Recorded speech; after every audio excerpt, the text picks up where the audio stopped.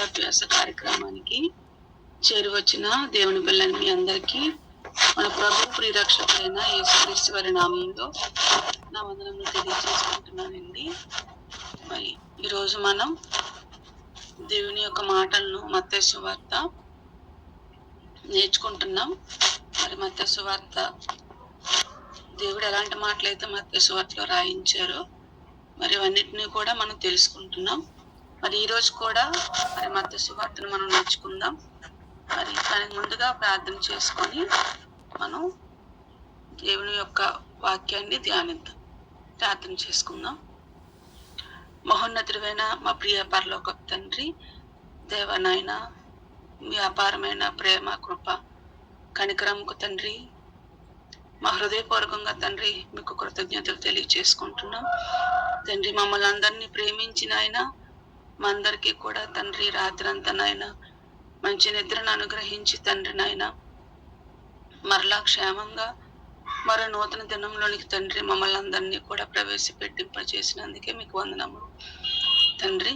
ఈ దినంలో తండ్రి మరి మీ వాక్యముతో మీ యొక్క దినాన్ని ప్రారంభిస్తుండగా తండ్రి మరి ఏ మాటలైతే నాయన మీరు మా కొరకు రాయించారో వాటన్నిటినీ కూడా మేము పరిశోధించి తండ్రి వాటిని మా జీవితాల్లో నెరవేర్చే వారముగా తండ్రి కూడి వచ్చిన ప్రతి ఒక్కరూ ఉండులాగిన సహాయం దయచేయండి తండ్రి. ఇటు భాగ్యాన్ని, ఇటు ధన్యతను తండ్రి మా అందరికీ మీరు ప్రేమించి అనుగ్రహించినందుకే మీకు వందనములు తండ్రి.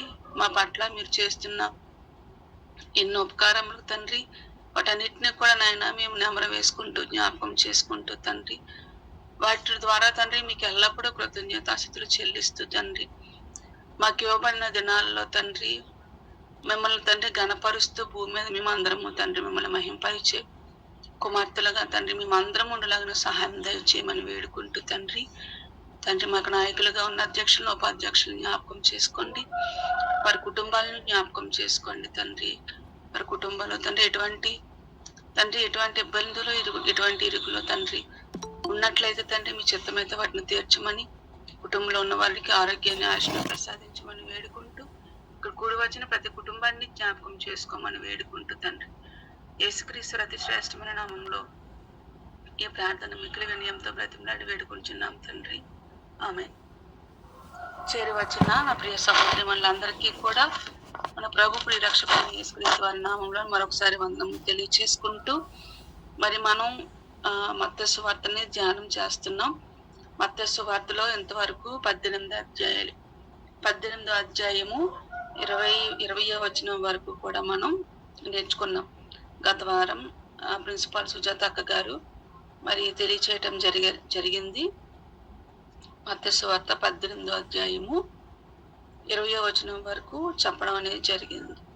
మరి 15వ వచనం నుండి 20వ వచనం వరకు మరి ఉన్నటువంటి మాటలను ఒకసారి జ్ఞాపకం చేసి నేను 21వ వచనానికి నేను వెళ్తాను. మరి నీ సహోదరుడు 15వ అధ్యాయం మత్తయి సువార్త 18వ అధ్యాయము 15వ వచనం. మరియు నీ సహోదరుని ఎడల తప్పిదం చేసిన ఎడల నీవు పోయి నీవును అతను ఒంటరిగా ఉన్నప్పుడు అతను గద్దించుము. అతను నీ మాట విని ఎడల నీ సహోదరుని సంపాదించుకుంటుంది. ఇక్కడ చెప్తున్నాడు, ఒక ఇద్దరు సహోదరుల మధ్య ఏమైనా ఒక వివాదం ఉంటే లేదంటే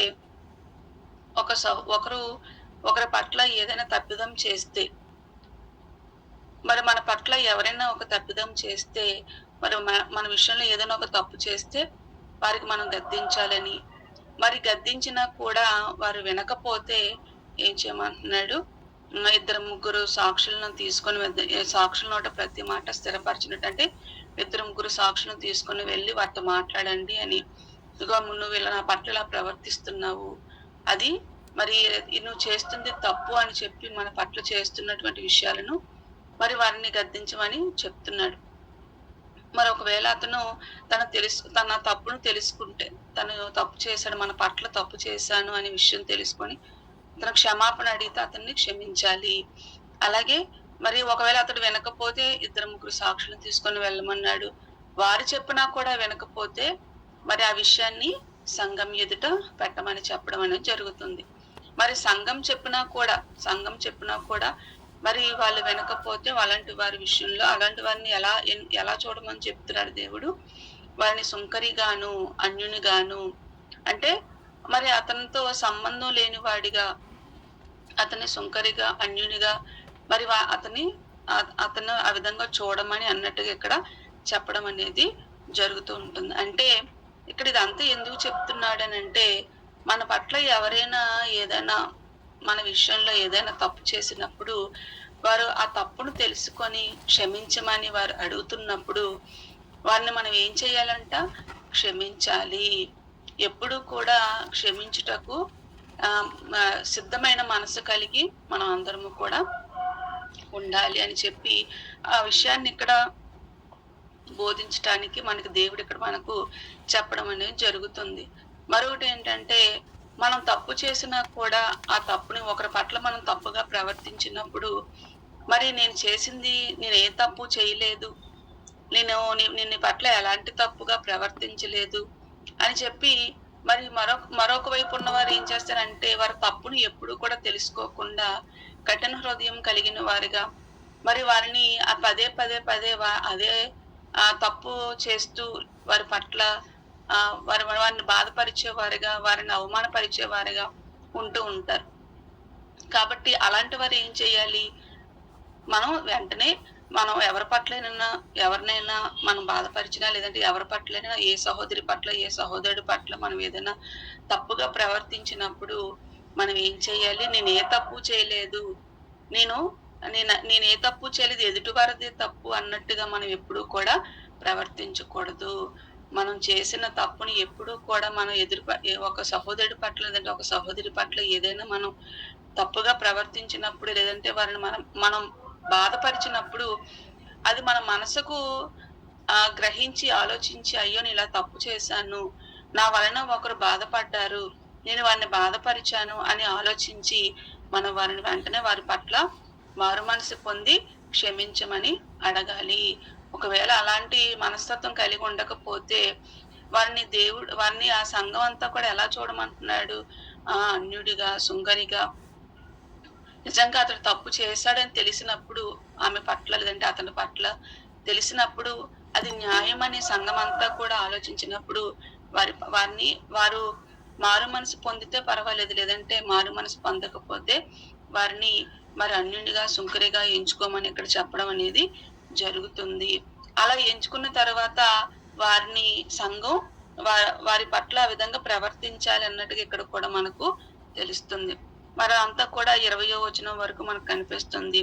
మరి 21వ వచనం గురించి మనం ఆలోచించినట్లయితే, ఆ సమయమున పేతురు ఆయన యొద్దకు వచ్చి, ప్రభువా, నా సహోదరుని ఎడ్ల తప్పిదం చేసిన ఎడ్ల నేను ఎన్ని మార్లు అతను క్షమింపవలెను?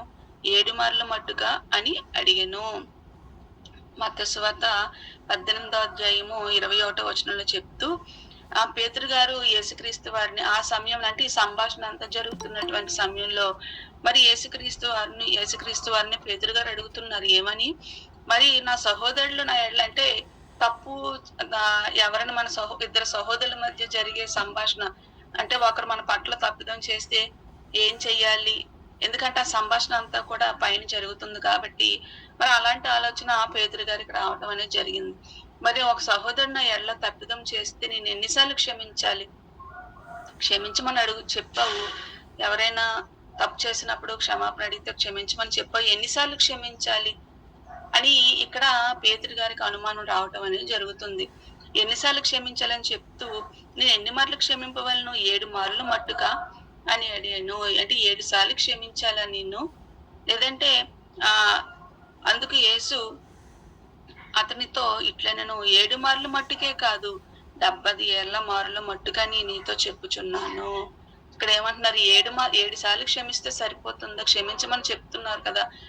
వారు మన పట్ల చేసిన వాటిని మర్చిపోయి వారు క్షమాపణ అడిగినప్పుడు క్షమించమని చెప్తున్నారు కదా, మరి ఎన్నిసార్లు క్షమించాలని అన్నప్పుడు 7 మార్లు క్షమించాలా అని అంటున్నారు. చూడండి, ఇక్కడ క్షమించమని ఆయనకు చెప్తున్నారు అని అంటే, ఇదే మాట మనకు లూకా సువార్తలో కూడా మనకు రాయబడింది. లూకా సువార్త 17వ అధ్యాయము 4వ వచనంలో, లూకా సువార్త 17వ అధ్యాయము 4వ వచనం, లూకా సువార్త 17వ అధ్యాయం 4వ వచనంలో 3వ వచనం చూడండి. లూకా సువార్త 17వ అధ్యాయం 3, 4వ వచనంలో, మీ విషయం మీరే జాగ్రత్తగా ఉండుడి. మీ సహోదరుడు తప్పిదం చేసిన యెడల అతన్ని గద్దించుము.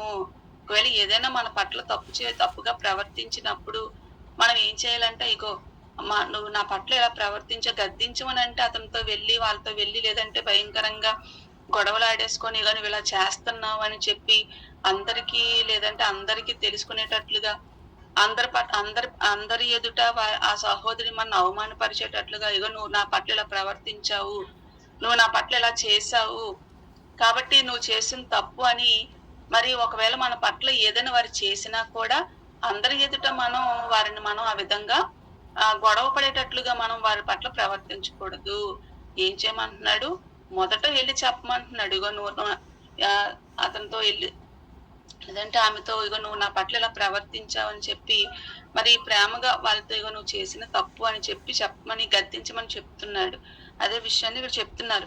అందరికి వినబడేటట్లుగా, అందరి ఎదుట అల్లరి చేసేటట్లుగా, గోల చేసేటట్లుగా, మరి అందరితో గొడవ ఆమె యొక్క పరువు తీసేటట్లుగా మరి మనం ఆ విధంగా మనం చేయకూడదు అని అంటున్నాడు. నీ సహోదరుడు తప్పిదం చేసిన యెడల అతన్ని గద్దించుము, అతని దగ్గరికి వెళ్ళు, అతని గద్దించుము.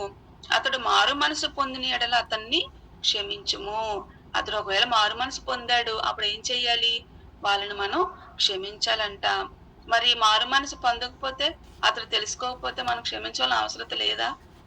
అదే కదండి ఇక్కడ చెప్తున్నాడు. మారు మనసు పొందిన యెడల అతడు చేసిన తప్పును తెలుసుకొని నీ దగ్గరికి వచ్చి క్షమించమని అడిగినప్పుడు మనం ఖచ్చితంగా క్షమించే వారంగా మనం ఉండాలి. అంతేగాని లేదంటే ఒకసారి క్షమిస్తే అదే అలవాటు అయిపోతుంది అని మనం అనుకోకూడదు. సహజంగా మనుషులు అలా ఆలోచిస్తూ ఉంటారు. మనం క్షమించాం అనుకోండి, అదే అలవాటు అయిపోతుంది, కాబట్టి మనం క్షమించకూడదు అన్నట్టుగా కొన్ని విషయాల్లో కఠినంగా మారిపోతూ ఉంటారు. కానీ దేవుడు ఇక్కడ చెప్పటం లేదు. ఒకవేళ ఎవరైనా మన పట్ల అలా ప్రవర్తిస్తే, ఒకవేళ అది తెలుసుకొని క్షమాపణ అడిగితే మనం ఖచ్చితంగా మనం క్షమించే వారంగా మనం ఉండాలి. ఇక్కడ ఏమంటున్నా 4వ వచనంలో, అతడు ఒక దినమున 7 మార్లు నీ ఎడల తప్పిదం చేసి. చూడండి, ఆ క్షమాపణ కూడా ఒకసారి కదండి, 2 సార్లు కదండి అని అనటం లేదు దేవుడు. ఒకసారి క్షమించండి, పోనీ 2 సార్లు క్షమించండి అని అనటం లేదు. పోనీ 7 సార్లు క్షమించండి, ఈ 70 ఏళ్లలో 7 సార్లు క్షమించండి అని చెప్తున్నాడా?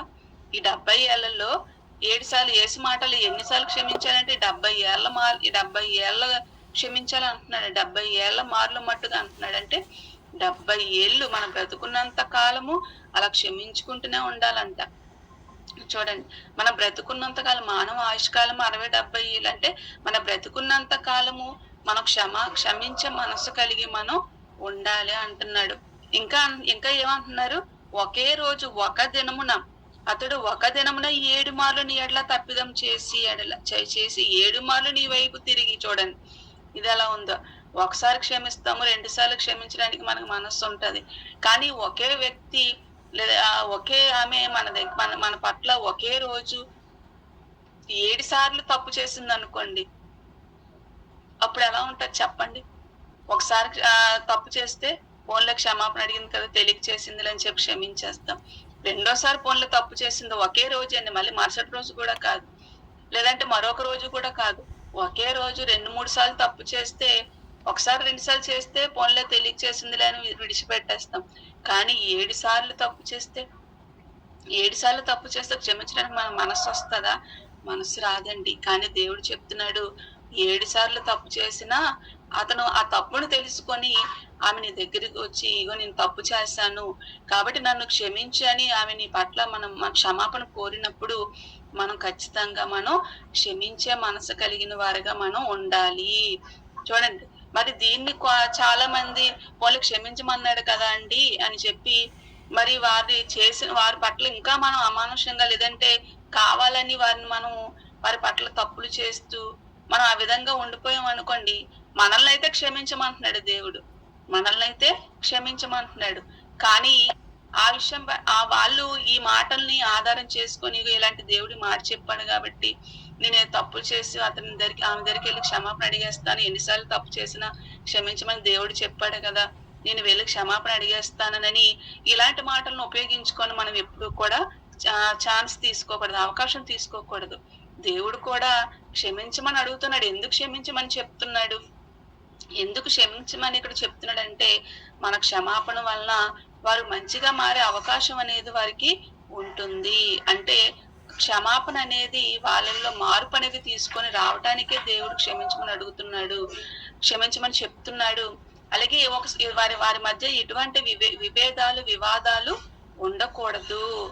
అంటే సహోదరుల మధ్య విభేదాలు ఉండకూడదు. ప్రేమ అనేది ఉండాలి. సంఘంలో అందరూ కూడా ఒకరి పట్ల ఒకరు ప్రేమ కలిగి ఉండాలి. క్షమించే మనస్సు. సంఘంలోకి మనం వచ్చామనంటే, దేవుని దగ్గరకు మనం వచ్చామనంటే మనం ఒకటే కలిగి ఉండాలి. ప్రధానంగా ఒకటి కలిగి ఉండాలి. ఏంటంటే క్షమించే మనస్సు, ఓర్చుకునే మనస్సు, క్షమించే మనస్సు. మనం ఇవన్నీ కూడా మనము కలిగి ఉండాలి. అంటే మనం ప్రేమించే వారంగా ఉండాలి, క్షమించే వారంగా. అలాంటి మనస్సు మీరు కలిగి ఉండాలి. ప్రేమను నేర్పిస్తున్నాడు దేవుడు, క్షమను నేర్పిస్తున్నాడు, ఓర్చుకోవడాన్ని నేర్పిస్తున్నాడు. కాబట్టి దేవుడు చెప్పిన విధంగా వారు మన పట్ల ఎలా ప్రవర్తించినా కూడా, వారు మన పట్ల ఒక దినమున 7 సార్లు మన పట్ల తప్పు చేసిన, ఒక దినమున ఎన్ని మార్లు మన పట్ల తప్పుగా ప్రవర్తించినా కూడా దేవుడు చెప్తుంది ఒకే ఒక్క మాట. ఏంటంటే మీరు క్షమించండి.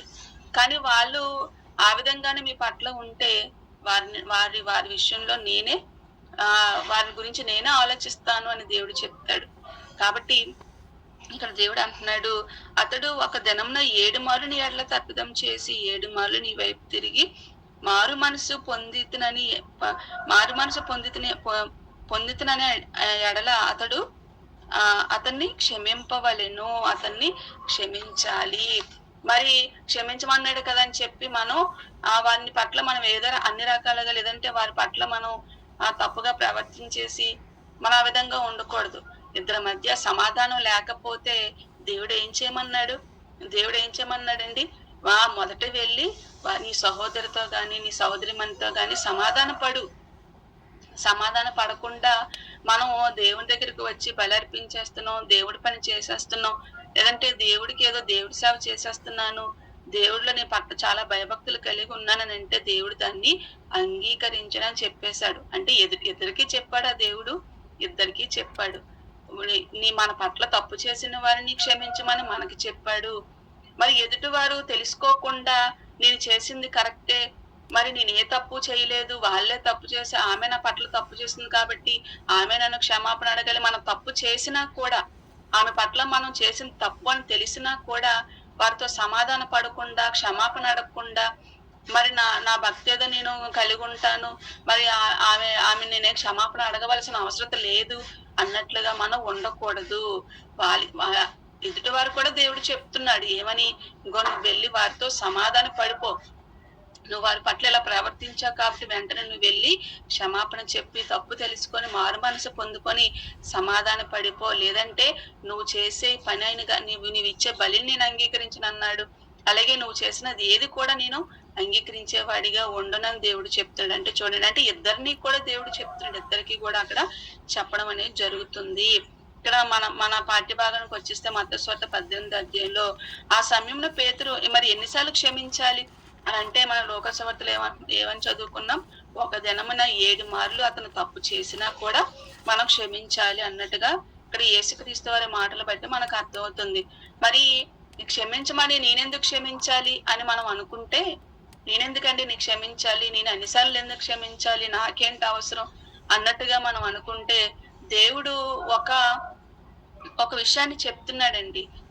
నేను ఎందుకు క్షమించాలి అన్న మాట, అనే ఆలోచన మన హృదయంలోనికి వచ్చింది అనుకోండి, వాళ్ళే ఎన్నిసార్లు క్షమించినా, లేదంటే ఒకసారి క్షమిస్తాం 2 సార్లు క్షమిస్తాం అన్నట్టుగా మనం ఆ విధంగా ఆలోచించాం అనుకోండి, దేవుడు వెంటనే ఒక ఉపమానాన్ని ఇక్కడ చెప్పడం అనేది జరుగుతూ ఉంటుంది. ఏమని చెప్తున్నాడని అంటే 23వ వచనంలో, కావున పరలోక రాజ్యము తన దాసుల యొద్ద లెక్క చూచుకొని ఒక రాజును పోలి ఉన్నది.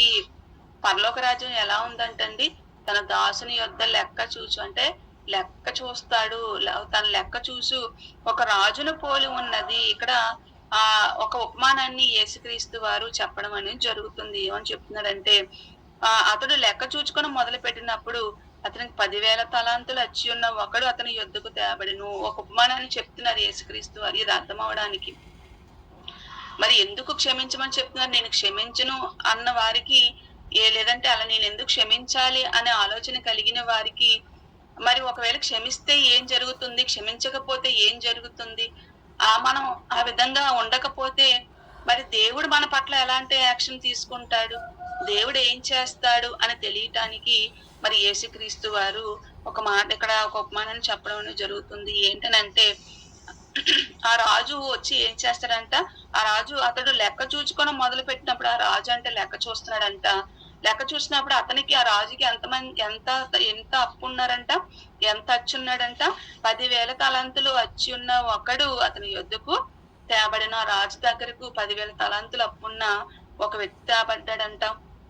మరి అప్పు తీర్చుటకు వాని యొద్ద ఏమీ లేనందున వాని యజమాను వానిని, వాని భార్యలను, పిల్లలను, వానికి కలిగినది యావత్తును అమ్మి అప్పు తీర్చవలని ఆజ్ఞాపించెను. మరి మరి అప్పు తీర్చవలసిన సమయం వచ్చినప్పుడు నా దగ్గర అప్పు లేదు, నా దగ్గర డబ్బులు లేవు, నేను అప్పు తీర్చలేను అన్నప్పుడు, అయితే నీ దగ్గర ఉన్నవన్నీ కూడా అమ్మే ఆ యజమానుడు వానిని, వాని భార్యను, పిల్లలను, వానికి కలిగినది యావత్తును అమ్మి అప్పు తీర్చవలనని. ఇగో నీ దగ్గర నీ భార్య పిల్లలు ఉన్నారు, లేదంటే నీకు ఉన్నటువంటి ఏదైనా కూడా నీ దగ్గర ఉన్న ఏది ఉంటే అది, మరి 10,000 తలాంతులు అప్పు ఉన్నావు కదా, మరి 10,000 తలాంతులు అప్పులు తీర్చడానికి నీ దగ్గర ఉన్న నీ భార్య పిల్లల్ని అమ్మేసుకుంటావు, ఏం చేస్తావు నాకు అనవసరం, మరి అన్నీ కూడా నువ్వు అమ్మేసి నా యొక్క అప్పును తీర్చు అని చెప్పి మరి చెప్తున్నాడు అనమాట. అప్పుడు కాబట్టి ఆ దాసుడు 26వ వచనంలో, కాబట్టి ఆ దాసుడు అతని ఎదుట సాగిలపడి మ్రొక్కి, మరి ఎవరైతే నాకు ఖచ్చితంగా నువ్వు అప్పు తీర్చాలి, మరి ఏం చేస్తావో నాకు అనవసరం, నీ దగ్గర ఉన్నవి అమ్ముకుంటావో, నీ తల తాకట్టు పెట్టుకుంటావో నాకు అనవసరం, నాకు నువ్వు 10,000 తలాంతులు అప్పున్నావు కాబట్టి ఖచ్చితంగా నువ్వు నాకు అప్పు తీర్చాలి, అనుకున్న సమయానికి అనుకున్న గడికి నువ్వు నాకు నా బాకీ నువ్వు చెల్లించాలి అని ఆ యజమానుడు మరి వాడిని అడిగినప్పుడు, మరి అప్పు తీసుకున్న వ్యక్తి అతనికి మ్రొక్కుతున్నాడు, అతను వేడుకుంటున్నాడు ఏమని, 26వ వచనంలో, కాబట్టి ఆ దాసుడు అతని ఎదుట సాగిలపడి మ్రొక్కి, నా ఎడల ఓర్చుకొనము, నా ఎడల ఓర్చుకో, ఇగో యజమాని నన్ను క్షమించు, లేదంటే ఇగో నా ఎడ నువ్వు ఓర్చుకో, కొంచెం నాకు సమయం ఇవ్వు, లేదంటే ఇగో నన్ను క్షమించు, నా అప్పును క్షమించు అని చెప్పి అడుగుతున్నాడు. నా ఎడల ఓర్చుకొను, నీకు అంతయు చెల్లింతునని చెప్పగా, నాకు సమయాన్ని ఇవ్వు, నా పట్ల కొంచెం టైం ఇవ్వు, ఇగో నాకు కొంచెం సమయం ఇస్తే నేను చెల్లించేస్తాను అన్నట్టుగా, నేను చెల్లింతును, నీకు అంతయు చెల్లింతును, నన్ను క్షమించు, నన్ను ఓర్చుకో, నా పట్ల సహనాన్ని వహించు అని చెప్పి అతను వేడుకుంటున్నప్పుడు ఆ దాసుని యజమానుడు కనికరపడి, చూడండి ఆ దాసుని యొక్క యజమానుడు ఎవరైతే అప్పు ఇచ్చారో ఆ అప్పు ఇచ్చినటువంటి ఆ వ్యక్తి ఆ యొక్క దాసుని యొక్క మాటలకు, పోన్లే డబ్బులు లేవు కదా, ధనం లేదు తీర్చడానికి, పోన్లే సమయం అడుగుతున్నాడు కదా, అవకాశం ఇమ్మంటున్నాడు కదా, క్షమించమంటున్నాడు కదా, కాబట్టి కొంత సమయాన్ని నేను ఇస్తాను, అవకాశాన్ని ఇస్తాను, నేను ఓర్చుకుంటానని చెప్పి ఆ యజమానుడు మరి అతని పట్ల ఓర్చుకొని ఇవన్నీ విడిచిపెట్టి ఇవన్నీ క్షమించాడు. అంటే ఆ యజమానుడు చూడండి 10,000 తలాంతులు అప్పున్న అతన్ని ఓర్చుకున్నాడు, క్షమించాడు, అవకాశం ఇచ్చాడు. మరి ఆ విధంగా ఆ దాసుడు క్షమింపబడ్డాడు. మరి అదే విషయాన్ని 28వ వచనం కంటిన్యూషన్ వెళ్తే, అయితే ఆ దాసుడు ఎవరైతే క్షమాపణ పొందుకున్నాడో యజమాని దగ్గర నుంచి ఎవరైతే క్షమాపణ పొందుకున్నాడో ఆ దాసుడు బయటకు వెళ్ళి క్షమాపణ పొందుకున్న తర్వాత యజమాని విడిచిపెట్టేశాడు కదండి, అవకాశం ఇచ్చి విడిచిపెట్టేశాడు కదా, మరి ఆ దాసుడు బయటకు వెళ్ళి తనకు 100 దేనారములు అచ్చి ఉన్న తన తోడు దాసుల్లో ఒకరిని చూచి, చూడండి ఆ దాసుడు ఈ వ్యక్తి ఏమో తన యజమానికి 10,000 తలాంతులు అప్పున్నాడు, కానీ ఈ దాసుడు కూడా మరో వ్యక్తికి అప్పిచ్చాడంట. చూడండి, ఇతనేమో 10,000 తలాంతులు అప్పున్నాడు ఈ దాసుడు కూడా మరొక వ్యక్తి, ఈ దాసుడు కూడా మరో వ్యక్తికి అప్పిచ్చాడంట. అంటే ఇతడి దగ్గర కూడా మరో వ్యక్తి బాకీ ఉన్నాడు. అదెంత అనంటే అది 100 దేనారములు వచ్చి ఉన్న తన తోడి దాసుల్లో తనలాంటి ఒక దాసుడు తన దగ్గర 100 దేనారాలను అప్పు తీసుకున్నాడంట. ఇతడేమో తన యజమాని దగ్గర 10,000 తలాంతులను అప్పు తీసుకుంటే ఇతనేమో 100 దేనారములు ఇతను మరి అప్పు తీసుకోవడం అనేది జరిగిందంట. మరి ఇతడు ఏ విధంగా వారి పట్ల ప్రవర్తిస్తున్నాడు, తన తోడు దాసునికి అప్పిచ్చాడు కదా, ఎంత 100 దేనారములు అప్పిచ్చాడు కాబట్టి మరి అతని పట్ల ఇతను ఎలా ప్రవర్తిస్తున్నాడు, అతని పట్ల ఎలా ప్రవర్తిస్తున్నాడో మనం చూడగలిగితేనే ఎలాంటి మనసు కలిగి ఉన్నాడంటే, తన తోటి దాసుల్లో ఒకని చూచి వాని గొంతు పట్టుకొని నీ వచ్చి ఉన్నది చెల్లించుమనెను. చూడండి, గొంతు పట్టుకున్నాడు అంటండి. 100 దేనారములకే 100 దేనారాలకే అతను ఏం చేశాడంటండి, గొంతు పట్టేసుకున్నాడంటే. ఎందుకు? చూడండి, 100 దేనారములు అలాగే 10,000 తలాంతులు. చూడండి, మనం తలాంతులు దేనారాలను మనం ప్రక్కన పెడితే చూడండి, 10,000 గొప్పదా 100 గొప్పదా ఆలోచించండి. 10,000 గొప్పదా 100 గొప్పదా? 10,000 కదండి గొప్పది. 10,000 కదండి పెద్ద మొత్తం.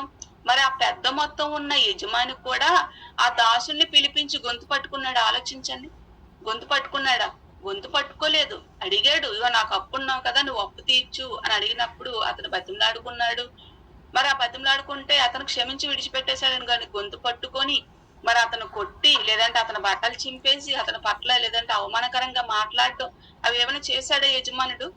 చేయలేదు.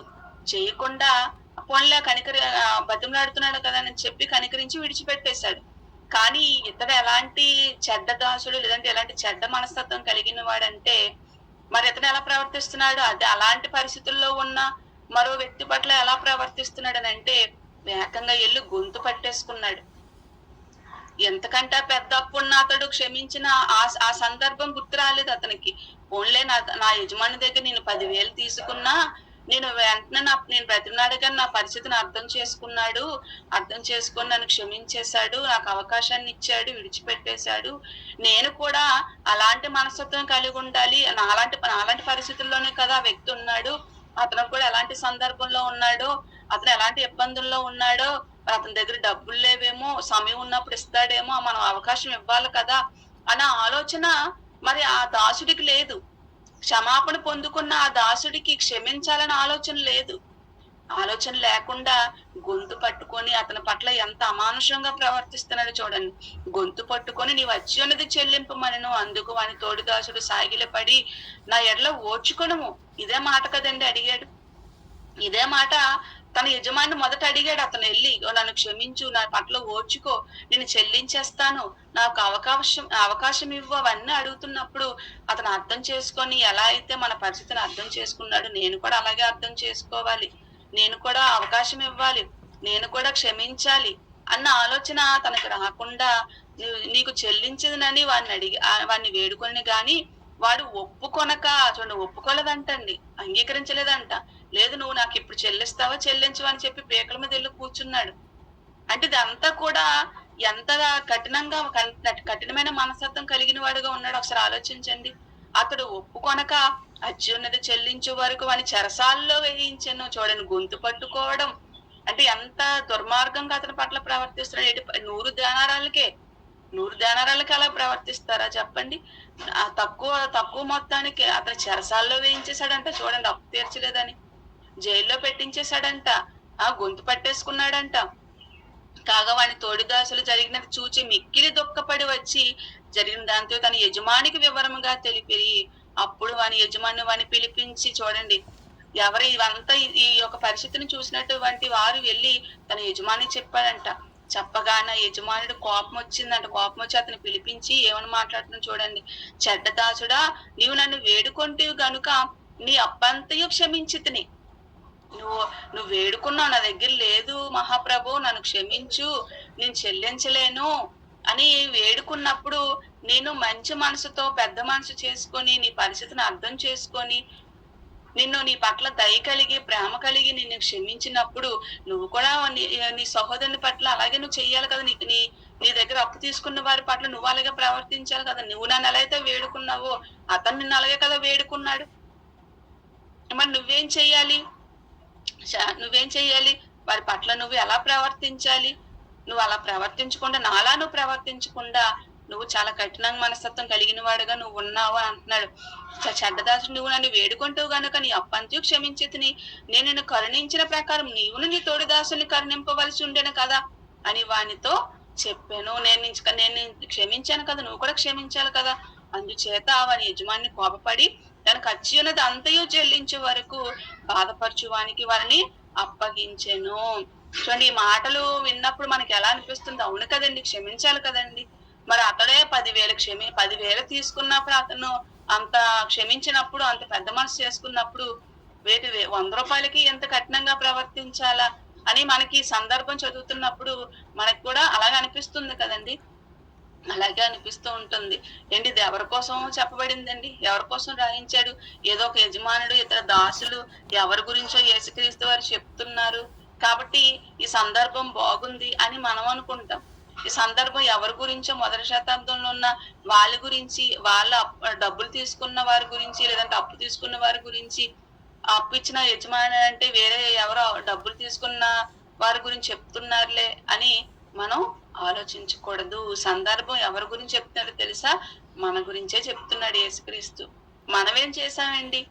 అంటే మనం ఏం అవసరం డబ్బులు తీసుకున్నామా, లేదంటే మనం ఇచ్చే మనం చేసిన అప్పు గురించి ఇక్కడ మాట్లాడుతున్నాడా? అంటే నేను ఎవరి దగ్గరికి వెళ్ళి నేను అప్పు తీసుకున్న వారి దగ్గరికి వెళ్ళి క్షమాపణ అడిగిస్తే వాళ్ళు నాకు క్షమించేస్తారు కాబట్టి నా దగ్గర అప్పు తీసుకున్న ఎవరైతే అప్పు తీసుకున్నారో వారిని కూడా నేను క్షమించేస్తానని డబ్బుల యొక్క విషయాల గురించి ధనానికి సంబంధించిన విషయాల గురించి అక్కడ మాట్లాడుతున్నాడా? ఆ విషయాల గురించి ఇక్కడ యేసుక్రీస్తు వారు ఆ ఉద్దేశంతో ఇక్కడ చెప్పడం లేదు. ఏ ఉద్దేశంతో చెప్తున్నాడో 35వ వచనంలో చూస్తే, మీలో ప్రతి వాడిని తన సహోదరుని హృదయపూర్వకంగా క్షమింపని ఎడల నా పరలోకపు తండ్రియు ఆ ప్రకారమే మీ ఎడల చేయనెను. ఈ సందర్భాన్ని ఎందుకు చెప్తున్నాడో తెలుసా? క్షమించే మనస్తత్వం మనం కలిగి ఉండాలంటున్నాడు. మన పట్ల మనం ఎన్నిసార్లు మనం ఎన్ని తప్పులు చేసినా దేవుడు ఏం చేస్తున్నాడో తెలుసా? మనం క్షమాపణ అడిగిన వెంటనే మనల్ని ప్రేమించి ఆయన మనం క్షమించి మనం మారటానికి అవకాశాలు చాలా ఇస్తున్నాడు.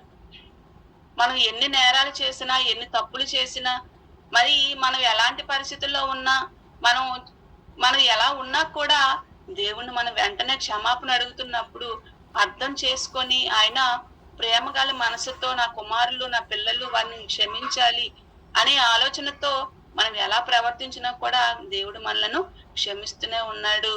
మరి అలాంటి పరిస్థితి మన సహోదరులు మన పట్ల తప్పు చేసినప్పుడు వాళ్ళు మనం క్షమించమని అడుగుతున్నప్పుడు మనం ఏం చేయాలి?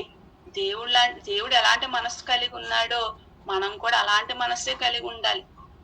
వారు మనం క్షమించలేదు అనుకోండి, చూడండి దేవుడు ఒకవేళ క్షమించాలంటే మన పరిస్థితి ఏమైపోతుందో ఆలోచించండి. దేవుడి క్షమాపణ మనం పొందుకోకపోతే మన పరిస్థితి ఏమైపోతుందో ఆలోచించండి. కానీ దేవుడు ఏం చేస్తున్నాడండి? పెద్ద మనసుతో ఆలోచిస్తున్నాడు. ఆయన క్షమించాలని మనం క్షమిస్తున్నాడు. మనము కూడా అలాగే ఉండాలని ఇక్కడ చెప్తున్నాడండి. హృదయపూర్వకంగా మనం క్షమించాలి. దేవుడు మనం క్షమించాలన్నా కూడా మొదట మనం ఏం చేయాలో తెలుసా? మనం మన సహోదరుని క్షమించే మనస్తత్వం కలిగి ఉంటేనే దేవుడు మనల్ని కూడా క్షమిస్తానని చెప్పి అంటున్నాడంటే మనం సహించుకోవాలి. అంటే దేవుళ్ళ లాంటి మనసు కలిగి మనం ఉండాలి. మనం కూడా ఎలా ఉండాలంట? దేవుళ్ళ లాంటి మనసు కలిగి ఉండాలి. మనం కూడా క్షమించే మనసును మనం కలిగి ఉండాలి అని చెప్తున్నాడు.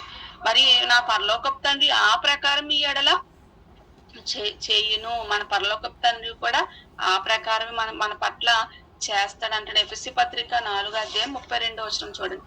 ఎఫెసీ పత్రిక 4వ అధ్యాయము 32వ వచనం.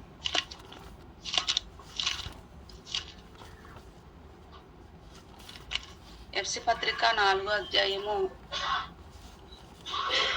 32వ వచనం. ఒకని ఎడల ఒకడు దయ కలిగి కరుణా హృదయులే క్రీస్తునందు దేవుడు మిమ్మల్ని క్షమించిన ప్రకారము మీరును ఒకరినొకరు క్షమించుకొనుడి. చూడండి, క్రీస్తునందు దేవుడు మిమ్మల్ని క్షమించిన ప్రకారం దేవుడు మనం క్షమించాడు కదండి. క్రీస్తునందు మనల్ని క్షమిస్తూనే ఉన్నాడు. కాబట్టి అలాంటి మనస్సును మీరు కూడా కలిగి ఉండండి అని చెప్తున్నాడు. అలాగే కొలస్సీ పత్రిక 3వ అధ్యాయము 13వ వచనం. కొలస్సీ పత్రిక 3వ అధ్యాయము 13వ వచనం. కొలస్సీ పత్రిక 3వ అధ్యాయము 13వ వచనం. ఎవడైనను తనకు హాని చేసినని ఒకడు అనుకుని ఎడల ఒకరినొకడు సహించుచు ఒకరినొకడు క్షమించుడి. ప్రభు మిమ్మల్ని క్షమించులాగున మీరును క్షమించుడి. చూడండి, దేవుడు మనం క్షమించినట్లుగే మనము క్షమించాలంట. దేవుడు మనల్ని ఎలా అయితే సహించుకుంటున్నాడో మనం కూడా సహించుకోవాలంట. మన దేవుడు మన పట్ల ఎలా అయితే దయా హృదయం కలిగి ఉన్నాడో మనం కూడా అలాగే కలిగి ఉండాలంట. అంటే దేవుడు ఇవన్నీ ఎందుకు చేస్తున్నాడో తెలుసా? మనము కూడా ఆ విధంగానే మన చుట్టూ ఉన్న వారి పట్ల మనం కూడా ఆ విధంగానే ప్రవర్తించాలి. ఒకవేళ మనం అలాంటి మనసు కలిగి లేకపోతే ఏం చేస్తానంటున్నాడు దేవుడు? మనం క్షమించకపోతే దేవుడు మనల్ని కూడా క్షమించనని చెప్తున్నాడు. అదే మాట యాకోబు పత్రికలో మనకు రాయబడుతుంది. యాకోబు పత్రిక 2వ అధ్యాయము 13వ వచనం. యాకోబు పత్రిక 2వ అధ్యాయం 13వ వచనం, కనికరము చూపని వాడు కనికరము లేని తీర్పు పొందును, కనికరము తీర్పును మించి అతిశయపడును. చూడండి ఇక్కడ ఏమన్నాడు, ఏది గొప్పదంటే కనికరం చాలా గొప్పది. మరి ఆ కనికరము చూపని వాడు, నేను ఎదుటి వారిని కనికరించను, వారిని నేను కనికరం చూపను, వారిని నేను క్షమించను అలాంటి మనసు మనం కలిగి ఉంటే దేవుడేమంటున్నాడో తెలుసా, కనికరము చూపని వాడు కనికరము లేని తీర్పు పొందును. దేవుడు మనలను కూడా కనికరించడు. కనికరం లేని తీర్పు నరకానికి వెళ్ళిపోయే పరిస్థితి వచ్చేస్తుంది అంటాను. చూడండి, అంటే మనం క్షమిస్తే దేవుడు మనల్ని క్షమిస్తాడు. మనం కనికరం చూపకపోతే దేవుడు మన పట్ల కూడా కనికరము చూపకుండా కనికరము లేని తీర్పును ఆయన మనకు విధిస్తానని చెప్పి ఇక్కడ చెప్తున్నాడు. కాబట్టి ఇప్పుడు మనం ఇక్కడి సందర్భంలో ఏం ఆలోచించాలో తెలుసా, దేవుడు మనల్ని క్షమించాలి అంటే మనం కూడా మన సహోదరులను క్షమించే మనస్తత్వం కలిగి ఉండాలి. కాబట్టి మనం కూడా అలాగే ఉండాలని దేవుడు మనకి సందర్భం ద్వారా నేర్పిస్తున్నాడు. దేవుడిగా మారడం అంటే ఏంటండి, దేవుడిగా మన దేవుడు ఏం చెప్తున్నాడు, మీరు కూడా దైవములే అంటున్నాడు. అంతే కదండి, మీరు కూడా దైవములే. దైవములు అన్నప్పుడు మరి దేవుడు మన పట్ల ఏ విధంగా ఉంటున్నాడో మనము కూడా ఎదుటి వారి పట్ల అలాంటి ఆలోచన కలిగి అలాంటి మనసు కలిగి ఉన్నప్పుడే కదండి మనం దైవాలం అవుతాం. ఊరికినే దైవాలుగా మారిపోం కదా. మనం దేవుడు మనం క్షమించి దైవంగా ఆయన ఉన్నప్పుడు మనం కూడా మన సహోదరుని క్షమించి దైవాలుగా మనం మారేవారంగా మనం ఉండాలి. కాబట్టి ఇక్కడ 35వ వచనంతో 18వ అధ్యాయం అయిపోయింది. మరి 19వ అధ్యాయము 1వ వచనం నుంచి మనం చూడగలిగితే 19వ అధ్యాయము 1వ వచనం, యేసు ఈ మాటలు చెప్పి చాలించిన తరువాత గలిలియా నుండి యోర్దాను అద్దరునున్న యోదియా ప్రాంతంలోకి వచ్చెను. బహు జన సమూహముల ఆయనను వెంబడింపగా ఆయన వారిని అక్కడ స్వస్థపరిచెను. మరి మాటలు చెప్పి అయిపోయిన తర్వాత యేసుక్రీస్తు వారు గలిలియా నుండి యోర్దాను అద్దరు నుండి యోదియా ప్రాంతాలకు ఆయన రావటం అనేది జరిగింది. మరి బహుజన సమూహములు ఆయనని వెంబడింపగా, మరి యేసుక్రీస్తు వారి వెంట అనేక జన సమూహాలు ఉంటాయి కదా, మన అందరికీ తెలుసు. ఆయన ఎక్కడికి వెళ్తే అక్కడ అనేక మంది జన సమూహములు ఆయనను వెంబడించడం అనేది జరిగేది. ఆ జన సమూహములు మరి ఆయన దగ్గరికి వచ్చినప్పుడు ఆయన వారిని స్వస్థపరచడం అనేది జరిగింది. మరి అప్పుడు పరిసయ్యులు అయిన వారు ఆయన దగ్గర రావడం అనేది జరుగుతుంది. పరిసయ్యులు ఆయనను శోధింపవలని 3వ వచనంలో, పరిసయ్యులు ఆయనను శోధింపవలనని ఆయన యొద్దకు వచ్చి ఏ హేతు చేతనైన పురుషుడు తన భార్యను విడనాడటం న్యాయమా? మరి ఆ పరిసయ్యులైన వారు యేసు దగ్గరికి వచ్చి అడుగుతున్నారు. మరి పరిసయ్యుల పరిస్థితి ఎలా ఉంటదంటే, ఎప్పుడు యేసుక్రీస్తు వారిని తప్పు పట్టాలని మనందరికీ తెలుసు. మత్తయి సువార్త చదువుకున్నప్పుడు నేర్చుకున్నాం. యేసుక్రీస్తు వారిని ఇరికించాలని, ఆయన తప్పు పట్టాలని, మాటల్లో ఆయన చిక్కుపరచవలనని, మరి ఏ విధంగా అయినా కూడా ఆయన తప్పు చెప్తాడేమో, ఆయన ఏదో రకంగా ఇరుకులు ఇబ్బందుల్లో పెట్టి ఆయన ఇబ్బంది పెట్టడానికి, ప్రజల మధ్య ఆయన్ను ఒక తప్పు వ్యక్తిగా చూపించడానికి, ప్రజల మధ్య ఈయన తప్పు చెప్తున్నాడు, ధర్మశాస్త్రానికి విరుద్ధంగా చెప్తున్నాడు అన్నట్టుగా ప్రజల మధ్య ఆయన ఆ విధంగా చూపించటానికి పరిసయ్యులు శాస్త్రులు అనే వారు చాలా ప్రయాసపడ్డారు, మనందరికీ తెలుసు. మరి ఇక్కడ కూడా ఒక విషయాన్ని మరి వాళ్ళు లేవనెత్తుతున్నారు. ఏంటా సందర్భం అంటే, స్త్రీ పురుషుల మధ్య ఉన్నటువంటి భార్యాభర్తల సందర్భాన్ని ఇక్కడ చెప్పడం అనేది జరుగుతుంది. ఏం మాట్లాడుతున్నారనంటే 3వ వచనంలో, ఏ హేతు చేతనైనను పురుషుడు తన భార్యను విడనాడుట న్యాయమా అని అడుగగా, చూడండి వాళ్ళు అడుగుతున్నారు, ఏ కారణంతో అయినా, అది ఏ కారణమైనా కావచ్చు, ఏ కారణంతో అయినా కూడా ఒక పురుషుడు భర్త తన భార్యను విడనాడుట న్యాయమా అని అడగగానే మరి యేసుక్రీస్తు ఏమంటున్నారు, ఆయన సృజించిన వాడు ఆది నుండి వాడిని పురుషుని గాను స్త్రీని గాను సృజించిననియు. మరి దానికి యేసుక్రీస్తు వారు ఇస్తున్నటువంటి సమాధానం చూడండి ఏ విధంగా ఉందో. అంటే భార్యాభర్తలు, వివాహం చేసుకున్నటువంటి భార్యాభర్తలు మరి ఏ కారణంతో అయినా కూడా పురుషుడు తన భార్యను విడిచిపెట్టచ్చా, విడాకులు తీసుకోవచ్చా, పరిత్యాగ పత్రికను ఇచ్చి విడాకులు తీసుకోవచ్చా అని అడుగుతున్నప్పుడు యేసుక్రీస్తు వారు ఏమని చెప్తున్నారంటే, ఆది నుండి వాడిని దేవుడు ఎలా చేశాడంట, ఆయన సృజించిన వాడంటే ఎవరు? దేవుడే కదండి. మానవులందరినీ సృజించింది, పుట్టించింది దేవుడే. ఇక్కడ అదే చెప్తున్నారు, ఆయన సృజించిన వాడు ఆది నుండి వాడిని పురుషుని గాను స్త్రీని గాను సృజించిననియు, ఇందు నిమిత్తము పురుషుడు తల్లిదండ్రులను విడిచి తన భార్యను హత్తుకొను, వారిద్దరు ఏక శరీరంగా ఉందిరని చెప్పిననియు మీరు చదువలేదా? చెప్తున్నాడు యేసుక్రీస్తు ఏమంటున్నాడు, మరి భార్యాభర్తల బంధం గురించి, స్త్రీ పురుషుల గురించి దేవుడు ఏం చేశాడో మీకు తెలీదా?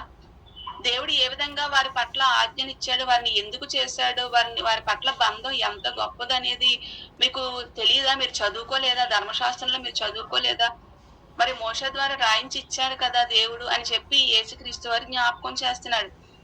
ఆయన జ్ఞాపకం చేస్తే ఏమని చెప్తున్నాడు? ఇగో ప్రారంభంలో చేసిన దేవుడు, పుట్టించిన దేవుడు పురుషుడిగా స్త్రీగా చేశాడు. మరి వాళ్ళు ఏక శరీరంగా ఉంటారు. ఏక శరీరము అంటే వారు ఏక శరీరంగా ఉంటారంటే వారు ఒక్కటే.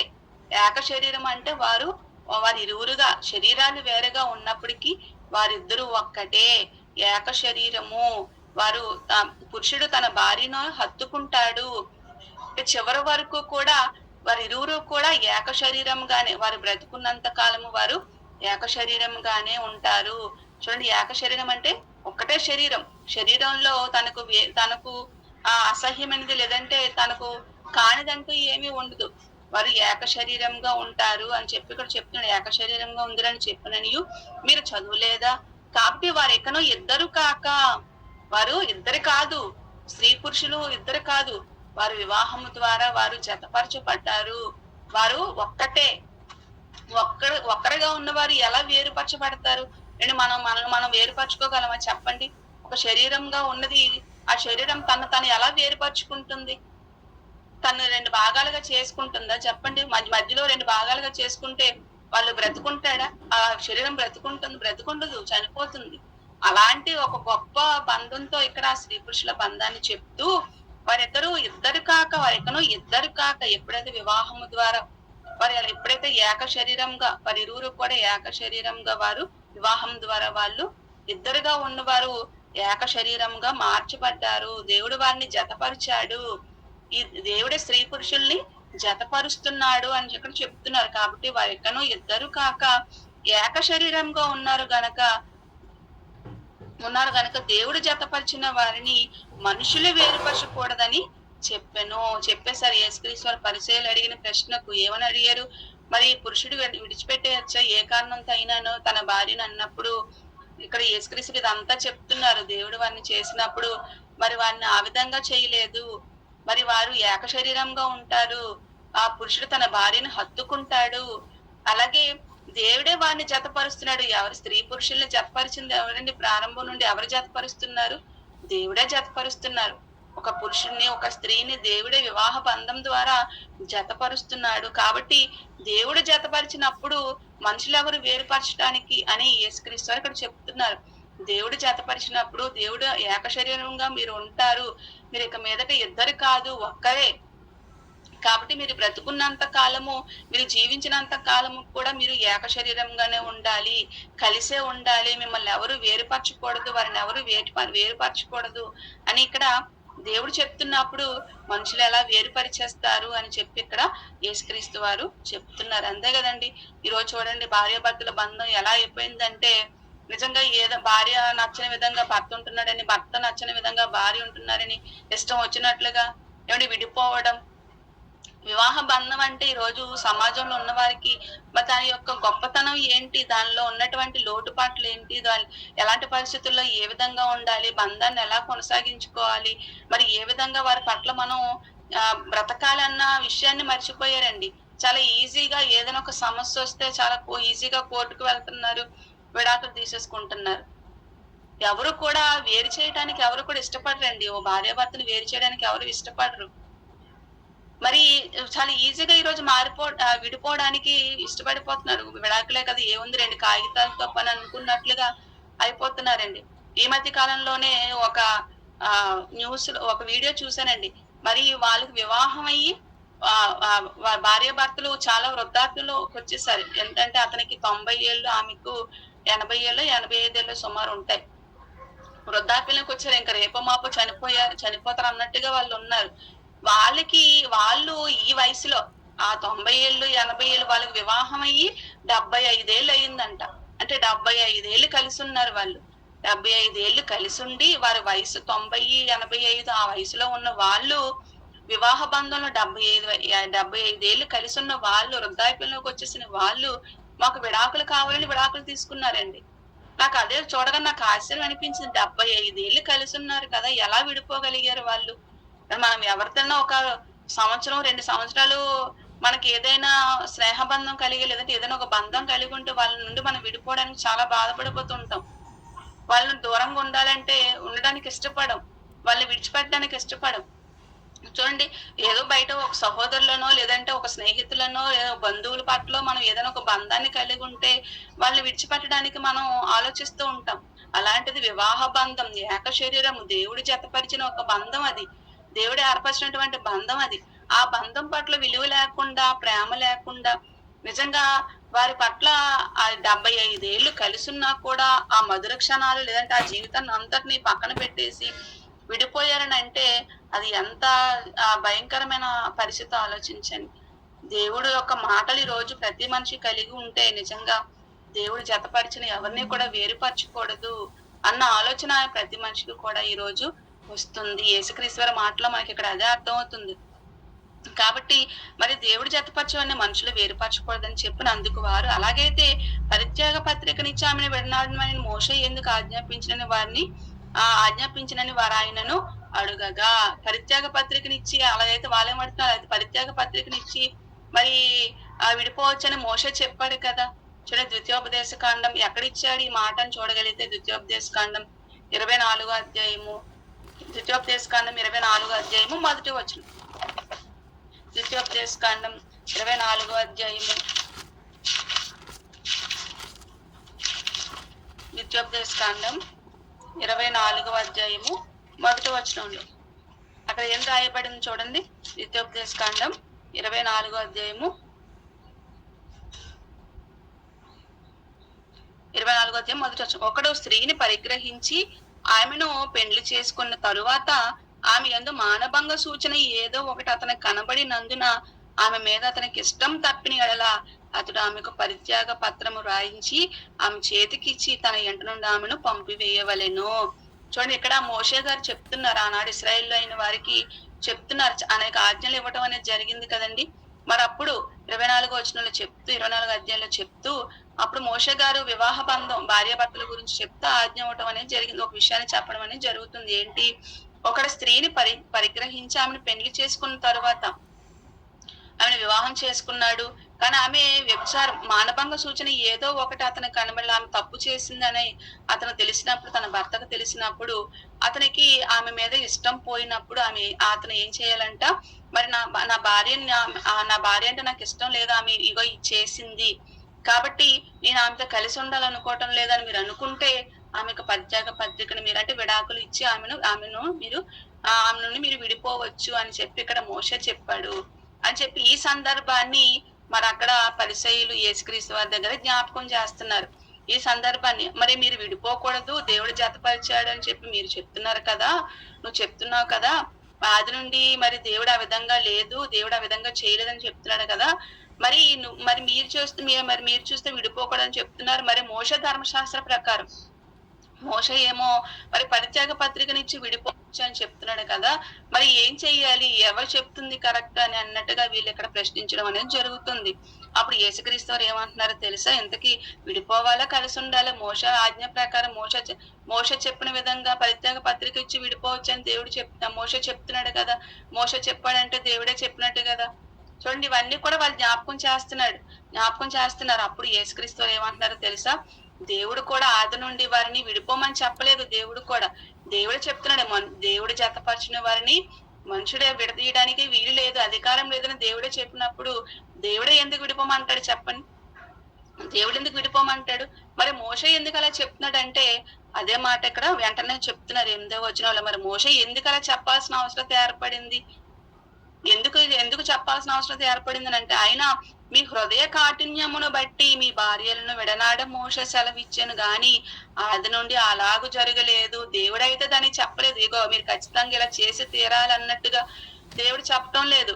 మీ హృదయ కాఠిన్యమును బట్టి, దేవుడే జతపరిచినప్పుడు విడిపోమని దేవుడు ఎందుకు చెప్తాడు? దేవుడు అలా చెప్పటం లేదు.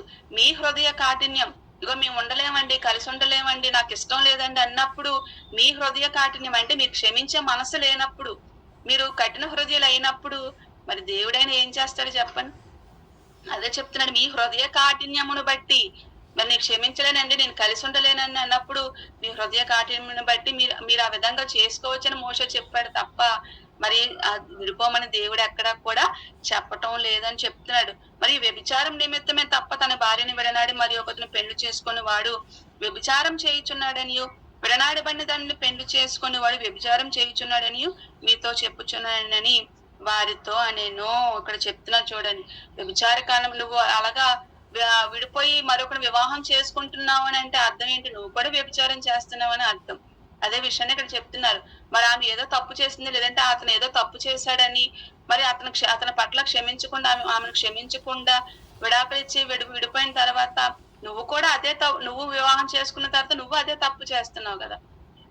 మరొకరు వివాహం చేసుకుంటున్నావు అంటే మరి అది కూడా ఆ తప్పే చేస్తున్నావు అని చెప్పి ఇక్కడ చెప్తున్నాడు.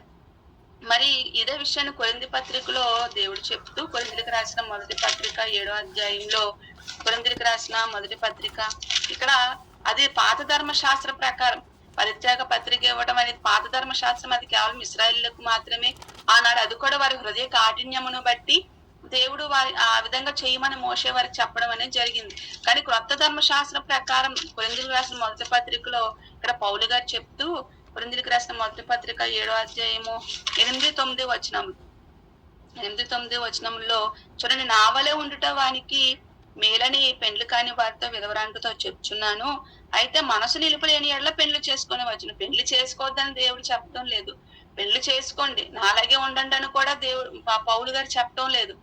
పౌలు గారు నా వల్ల మీరు పెళ్లి చేసుకోకుండా ఉండండి అని చెప్పడం లేదు. ఆయన మీరు పెళ్లి చేసుకోవచ్చు, ఇష్టం లేకపోతే పెళ్లి చేసుకోవడం మానేయచ్చు. అయితే మనస్సు నిలుపలేని ఎడల, లేదు నేను పెళ్లి చేసుకోవాలి, నేను ఆనందంగా ఉండాలి, నాకంటూ కుటుంబం ఉండాలి, సంతోషంగా ఉండాలి అని మీరు అనుకుంటే మరి అయితే మనస్సు నిలుపలేని ఎడల పెళ్లి చేసుకోవచ్చును. కామతప్తులు అవుట కంట్లో పెళ్లి చేసుకుంటూ మేలు అంటున్నాడు 10వ వచనంలో. మరియు పెండ్లైన వానికి నేను కాదు ప్రభువే ఆజ్ఞాపించినది ఏమనగా, చూడండి దేవుడే చెప్తున్నాడు. ఏమని చెప్తున్నాడు తెలుసా? పెండ్లైన వారికి ఏం చెప్తున్నాడు? భార్య భర్తను ఎడబాయకూడదు. ఇక్కడ ఖచ్చితంగా దేవుడు చెప్పాడు కదండి. మరి పాత ధర్మశాస్త్రంలో ఎందుకండి అలా చెప్పాడనంటే, నీ హృదయ కాఠిన్యము నీకే విడిచిపెట్టేశాను, కానీ విడిచిపెట్టాను నేను ఆది నుండి. నేను ఆ విధంగా చేయమని దేవుడు చెప్పట్లేదు, కానీ నీ హృదయ కాఠిన్యం బట్టి నువ్వు విడిచిపెట్టాలనుకుంటే అది నీ ఇష్టం అని చెప్పి దేవుడు ఇక్కడ చెప్తున్నాడు. కానీ కొత్త ధర్మశాస్త్రానికి వచ్చేసరికి అది ఓల్డ్ టెస్టమెంట్ కాబట్టి అప్పుడు కూడా క్షమించమని చెప్తున్నాడు దేవుడు. నీ హృదయ కఠినం అయిపోయింది కాబట్టి అక్కడ ఆ విషయాన్ని మనం అక్కడ తీసుకోవాలి. ఇక్కడ కొత్త ధర్మశాస్త్రానికి వచ్చేసరికి, కొత్త నిబంధనకు వచ్చేసరికి దేవుడు ఖచ్చితంగా చెప్తున్నాడు. పాత ధర్మశాస్త్రం కూడా చెప్తున్నాడు, ఆది నుండి అలా చేయకూడదు, దేవుడు జతపరిచిన వారిని విడదీయకూడదని దేవుడు ప్రారంభం నుండి కూడా అదే చెప్తున్నాడు. ఇక్కడికి వచ్చేసరికి ఖండితంగా చెప్తున్నాడు. ఏమనంటున్నాడు? భార్య భర్తను ఎడబాయకూడదు, ఎడబాసిన ఎడల పెండ్లు చేసుకొనకుండవలెను, లేదా తన భర్తతో సమాధాన పడవలెను. చూడండి, సమాధాన పడిపోవాలంటే ఇక్కడ భార్య భర్తల మధ్య ఎన్నో గొడవలు వస్తూ ఉంటాయి. కాబట్టి మనం ఏం చెయ్యాలి? భార్య భర్తలైన వాళ్ళు ఏం చెయ్యాలి? ఇగో కోర్టు ఉంది కదా, నా దగ్గర డబ్బులు ఉన్నాయి కదా, చట్టాలు ఉన్నాయి కదా, నేను స్త్రీని కాబట్టి స్త్రీకి అనుకూలంగా, మహిళలకు అనుకూలంగా చట్టాలు చాలా స్ట్రాంగ్ గా ఉన్నాయి కదా, కాబట్టి నేను ఏదో కేసు పెట్టేసి నేను ఏదో విడాకులు తీసేసుకొని భరణం భారీగా వేసేస్తాను. చూడండి, చాలా మంది మెయింటెనెన్స్ కోసం డబ్బులు బాగా వాళ్ళని ఇబ్బంది పెట్టేస్తుంటారండి. పురుషులైన వారిని, స్త్రీలైన వారి చట్టాలని వారు తీసుకొని వారిని దుర్వినియోగపరుస్తూ పురుషుల్ని చాలా వాళ్ళని ఇబ్బంది పెట్టడం, భర్తల్ని వాళ్ళకి మనశ్శాంతి లేకుండా చేయడం, ఈ విధంగా చేస్తూ ఉంటారండి చట్టాలను ఆధారంగా చేసుకొని. దేవుడు చెప్తున్నాడు, ఇదంతా వద్దు, ఇగో మీరు సమాధాన పడిపోండి. లోకంలో అందరూ కూడా ఏదో విషయంలో తప్పు చేస్తాం కదండి. మాకు ఒక సందర్భంలో భర్త తప్పు చేసి ఉండొచ్చు, ఒక సందర్భంలో భార్య తప్పు చేసి ఉండొచ్చు. ఒక సందర్భంలో భర్త తప్పు చేసినప్పుడు భార్య క్షమించే మనసు కలిగి ఉండాలి, సమాధాన పడిపోవాలి. ఒక సందర్భంలో భార్య తప్పు చేసినప్పుడు ఇగో నీ విధంగా తప్పు చేసా కాబట్టి ఇంక నేను నేలుకోనని చెప్పి భర్త కూడా అనకూడదు. భార్య తప్పు చేయకూడదు, కానీ భర్తను కాబట్టి, పురుషుని కాబట్టి నేను తప్పు చేసినా పర్వాలేదు, నేను అధికారిని కాబట్టి నేను ఎలా ఉన్నా పర్వాలేదు అన్నట్టుగా పురుషుడు ఆలోచించకూడదు. అలాగే భార్య కూడా ఆ విధంగా ఆలోచించకూడదు. సమాధాన పడిపోవాలంటున్నాడు. 11 వచ్చిన ఎడబాసిన ఎడల పెళ్లి చేసుకొని ఉండవలెను. అసలు మీరు అలాంటివి కలిసి ఉండలేము అనుకున్నప్పుడు ఏం చేయమంటున్నాడు? బాబోయ్ ఎందుకు బాబు ఈ తలనొప్పి, మరి భార్య భర్తల వివాహం చేసుకున్న తర్వాత పొళ్ళు గొడవలు వస్తాయి, ఎందుకు ఇవన్నీ మనకు, మరి కలిసి ఉండలేమేమో, మరి ఇవన్నీ మనం తట్టుకోలేమో అనుకున్నప్పుడు మరి వివాహం చేసుకోకపోవడం మంచిదని దేవుడు చెప్తున్నాడు. వివాహం చేసుకోకపోవడం మంచిది. తన భర్తతో సమాధాన పడవలెను, మరియు భర్త తన భార్యను పరిత్యజింపకూడదు చెప్పేశాడు. భర్త తన భార్యను విడిచిపెట్టకూడదు, అలాగే భార్య కూడా భర్తను విడిచిపెట్టకూడదు. సమాధాన పడిపోవాలి. వారు బ్రతుకున్నంత కాలము వారు విడిపోకూడదు, కలిసే ఉండాలి ఎన్ని వచ్చినా కూడా అని ఇక్కడ భార్యాభర్తల బంధం గురించి యేసుక్రీస్తు వారు ఇక్కడ చెప్పడం అనేది జరుగుతుంది. 9వ వచనం వరకు మనం నేర్చుకున్నాం. మత్తయి సువార్త 19వ అధ్యాయము 9వ వచనం వరకు అయ్యింది. కాబట్టి మరి ఇక్కడ క్షమాపణ గురించి చెప్తున్నాడు, అలాగే భార్యాభర్తల బంధం గురించి చెప్తున్నాడు. దేవుని యొక్క మనసు ఏ విధంగా ఉందో చెప్పాడు. మరి దేవుడి మాటలు కలిగిన మనం కూడా ఏ విధంగా ఉండాలో చెప్పాడు. మరి దేవుడు మనం క్షమించాలంటే మనం కూడా క్షమించే మనస్తత్వం కలిగి ఉండాలని చెప్తున్నాడు. అలాగే ఓ వివాహ వ్యవస్థ గురించి కూడా దేవుడు మరి ఈ రోజు సమాజానికి అవసరమైన ఎన్నో మాటలను, మన అందరికి అవసరమైన ఎన్నో మాటలను, కుటుంబ జీవితానికి అవసరమైన ఎన్నో మాటలను ఇక్కడ యేసుక్రీస్తు వారు చెప్పడం అనేది జరిగింది. మరి ఈ కొద్ది మాటలను కూడా మీకు అర్థమయ్యాను అనుకుంటున్నాను.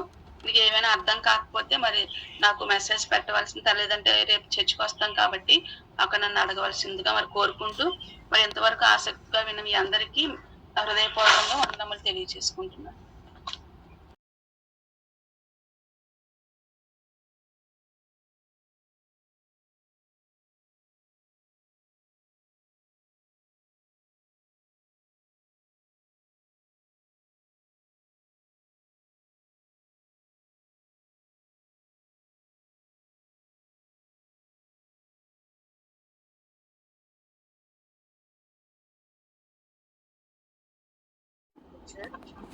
సొంత జీవన్ గారు మన మధ్యలో ఉన్నారండి.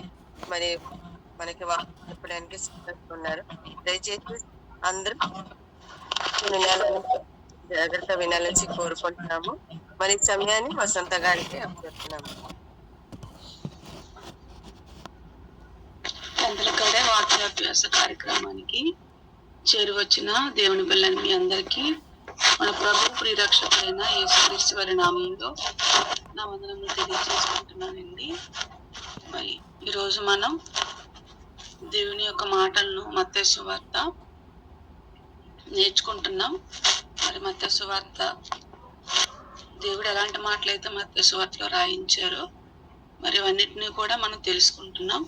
మరి ఈరోజు కూడా మరి మత్తయి సువార్తను మనం నేర్చుకుందాం. మరి దానికి ముందుగా ప్రార్థన చేసుకొని మనం దేవుని యొక్క వాక్యాన్ని ధ్యానిద్దాం. ప్రార్థన చేసుకుందాం. మహోన్నతుడైన మా ప్రియ పరలోకపు తండ్రి, దేవనాయన మీ అపారమైన ప్రేమ, కృప, కనికరముకు తండ్రి మా హృదయపూర్వకంగా తండ్రి మీకు కృతజ్ఞతలు తెలియచేసుకుంటున్నాం. తండ్రి మమ్మల్ని అందరినీ ప్రేమించిన ఆయన, మా అందరికీ కూడా తండ్రి రాత్రి అంతా నాయన మంచి నిద్రను అనుగ్రహించి తండ్రి నాయన మరలా క్షేమంగా మరో నూతన దినంలోనికి తండ్రి మమ్మల్ని అందరినీ కూడా ప్రవేశపెట్టింపజేసినందుకే మీకు వందనములు తండ్రి. ఈ దినంలో తండ్రి మరి మీ వాక్యముతో మీ యొక్క దినాన్ని ప్రారంభిస్తుండగా తండ్రి మరి ఏ మాటలైతే నాయన మీరు మా కొరకు రాయించారో వాటన్నిటినీ కూడా మేము పరిశోధించి తండ్రి వాటిని మా జీవితాల్లో నెరవేర్చే వారముగా తండ్రి కూడి వచ్చిన ప్రతి ఒక్కరము ఉండులాగిన సహాయం దయచేయండి తండ్రి. ఇటు భాగ్యాన్ని, ఇటు ధన్యతను తండ్రి మా అందరికీ మీరు ప్రేమించి అనుగ్రహించినందుకే మీకు వందనములు తండ్రి. మా పట్ల మీరు చేస్తున్న ఎన్నో ఉపకారములు తండ్రి వాటన్నిటిని కూడా నాయన మేము నెమరు వేసుకుంటూ జ్ఞాపకం చేసుకుంటూ తండ్రి వాటి ద్వారా తండ్రి మీకు ఎల్లప్పుడూ కృతజ్ఞతాస్తుతులు చెల్లిస్తూ తండ్రి మాకు ఇవ్వబడిన దినాల్లో తండ్రి మిమ్మల్ని తండ్రి గణపరుస్తూ భూమి మీద మేము అందరము తండ్రి మిమ్మల్ని మహింపరిచే కుమార్తెలుగా తండ్రి మేము అందరం ఉండలాగిన సహాయం దయచేయమని వేడుకుంటూ తండ్రి మాకు నాయకులుగా ఉన్న అధ్యక్షులను, ఉపాధ్యక్షులను జ్ఞాపకం చేసుకోండి. వారి కుటుంబాలను జ్ఞాపకం చేసుకోండి తండ్రి. వారి కుటుంబంలో తండ్రి ఎటువంటి ఇబ్బందులు, ఎటువంటి ఇరుకులో తండ్రి ఉన్నట్లయితే తండ్రి మీ చిత్తమైతే వాటిని తీర్చమని, కుటుంబంలో ఉన్న వారికి ఆరోగ్యాన్ని, ఆశను ప్రసాదించమని వేడుకుంటూ ఇక్కడ కూడి వచ్చిన ప్రతి కుటుంబాన్ని జ్ఞాపకం చేసుకోమని వేడుకుంటూ తండ్రి యేసుక్రీస్తు అతి శ్రేష్టమైన నామంలో ఈ ప్రార్థన మిక్కిలి వినయంతో బ్రతిమలాడి వేడుకుంటున్నాం తండ్రి. ఆమేన్.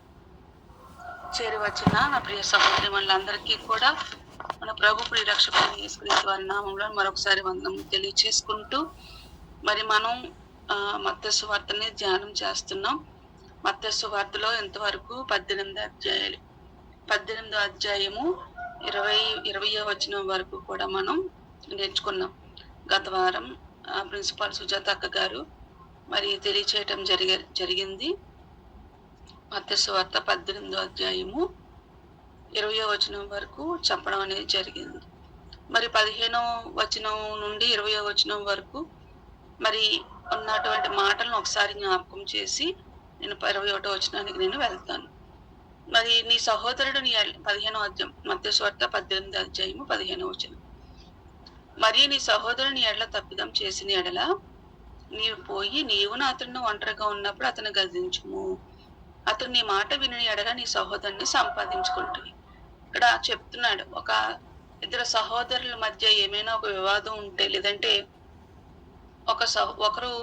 ఒకరి పట్ల ఏదైనా తప్పిదం చేస్తే మరి మన పట్ల ఎవరైనా ఒక తప్పిదం చేస్తే మరి మన విషయంలో ఏదైనా ఒక తప్పు చేస్తే వారికి మనం గద్దించాలని, మరి గద్దించినా కూడా వారు వినకపోతే ఏం చేయమంటున్నాడు, 2-3 సాక్షులను తీసుకొని సాక్షుల నోట ప్రతి మాట స్థిరపరిచినట్టు, అంటే 2-3 సాక్షులను తీసుకొని వెళ్ళి వారితో మాట్లాడండి అని. ఇదిగో నువ్వు ఇలా నా పట్ల ఇలా ప్రవర్తిస్తున్నావు, అది మరి నువ్వు చేస్తుంది తప్పు అని చెప్పి మన పట్ల చేస్తున్నటువంటి విషయాలను మరి వారిని గద్దించమని చెప్తున్నాడు. మరి ఒకవేళ అతను తన తప్పును తెలుసుకుంటే, తను తప్పు చేశాడు, మన పట్ల తప్పు చేశాను అనే విషయం తెలుసుకొని తన క్షమాపణ అడిగితే అతన్ని క్షమించాలి. అలాగే మరి ఒకవేళ అతడు వినకపోతే 2-3 సాక్షులను తీసుకొని వెళ్ళమన్నాడు. వారు చెప్పినా కూడా వినకపోతే మరి ఆ విషయాన్ని సంఘం ఎదుట పెట్టమని చెప్పడం అనేది జరుగుతుంది.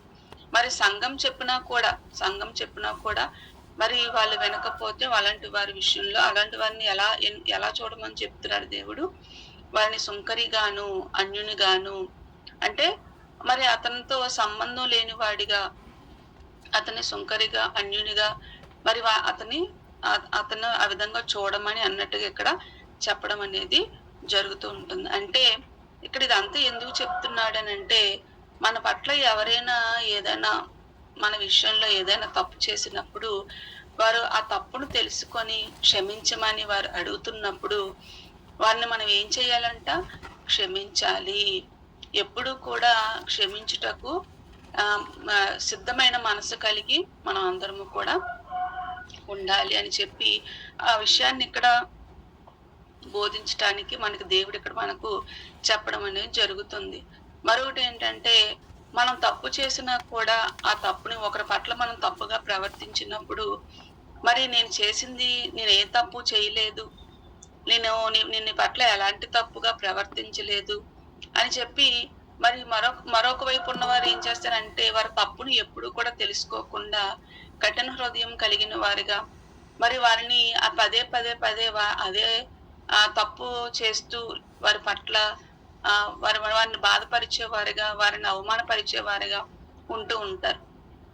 కాబట్టి అలాంటి వారు ఏం చేయాలి, మనం వెంటనే మనం ఎవరినైనా మనం బాధపరిచినా లేదంటే ఎవరి పట్లైనా ఏ సహోదరి పట్ల ఏ సహోదరుడి పట్ల మనం ఏదైనా తప్పుగా ప్రవర్తించినప్పుడు మనం ఏం చేయాలి, నేను ఏ తప్పు చేయలేదు, నేను ఏ తప్పు చేయలేదు, ఎదుటివారిదే తప్పు అన్నట్టుగా మనం ఎప్పుడూ కూడా ప్రవర్తించకూడదు. మనం చేసిన తప్పుని ఎప్పుడూ కూడా మనం ఒక సహోదరుడి పట్ల లేదంటే ఒక సహోదరి పట్ల ఏదైనా మనం తప్పుగా ప్రవర్తించినప్పుడు లేదంటే వారిని మనం బాధపరిచినప్పుడు అది మన మనసుకు గ్రహించి ఆలోచించి, అయ్యో నేను ఇలా తప్పు చేశాను, నా వలన ఒకరు బాధపడ్డారు, నేను వారిని బాధపరిచాను అని ఆలోచించి మనం వారిని వెంటనే వారి పట్ల మారు మనసు పొంది క్షమించమని అడగాలి. ఒకవేళ అలాంటి మనస్తత్వం కలిగి ఉండకపోతే వారిని ఆ సంఘం అంతా కూడా ఎలా చూడమంటున్నాడు, అన్యుడిగా సుంకరిగా. నిజంగా అతడు తప్పు చేశాడని తెలిసినప్పుడు ఆమె పట్ల లేదంటే అతని పట్ల తెలిసినప్పుడు అది న్యాయమని సంఘం అంతా కూడా ఆలోచించినప్పుడు వారు మారు మనసు పొందితే పర్వాలేదు, లేదంటే మారు మనసు పొందకపోతే వారిని మరి అన్యునిగా సుంకరిగా ఎంచుకోమని ఇక్కడ చెప్పడం అనేది జరుగుతుంది. అలా ఎంచుకున్న తర్వాత వారిని సంఘం వారి పట్ల ఆ విధంగా ప్రవర్తించాలి అన్నట్టుగా ఇక్కడ కూడా మనకు తెలుస్తుంది. మరి అంతా కూడా 20వ వచనం వరకు మనకు కనిపిస్తుంది. మరి 21వ వచనం గురించి మనం ఆలోచించినట్లయితే, ఆ సమయమున పేతురు ఆయన యొద్దకు వచ్చి, ప్రభువా, నా సహోదరుడు నా ఎడ్ల తప్పిదం చేసిన ఎడ్ల నేను ఎన్ని మార్లు అతను క్షమింపవలెను? 7 మార్లు మట్టుగా అని అడిగెను. మత్తయి సువార్త 18వ అధ్యాయము 21వ వచనంలో చెప్తూ, ఆ పేతురు గారు యేసుక్రీస్తు వారిని ఆ సమయంలో, అంటే ఈ సంభాషణ అంతా జరుగుతున్నటువంటి సమయంలో మరి యేసుక్రీస్తు వారిని పేతురు గారు అడుగుతున్నారు ఏమని?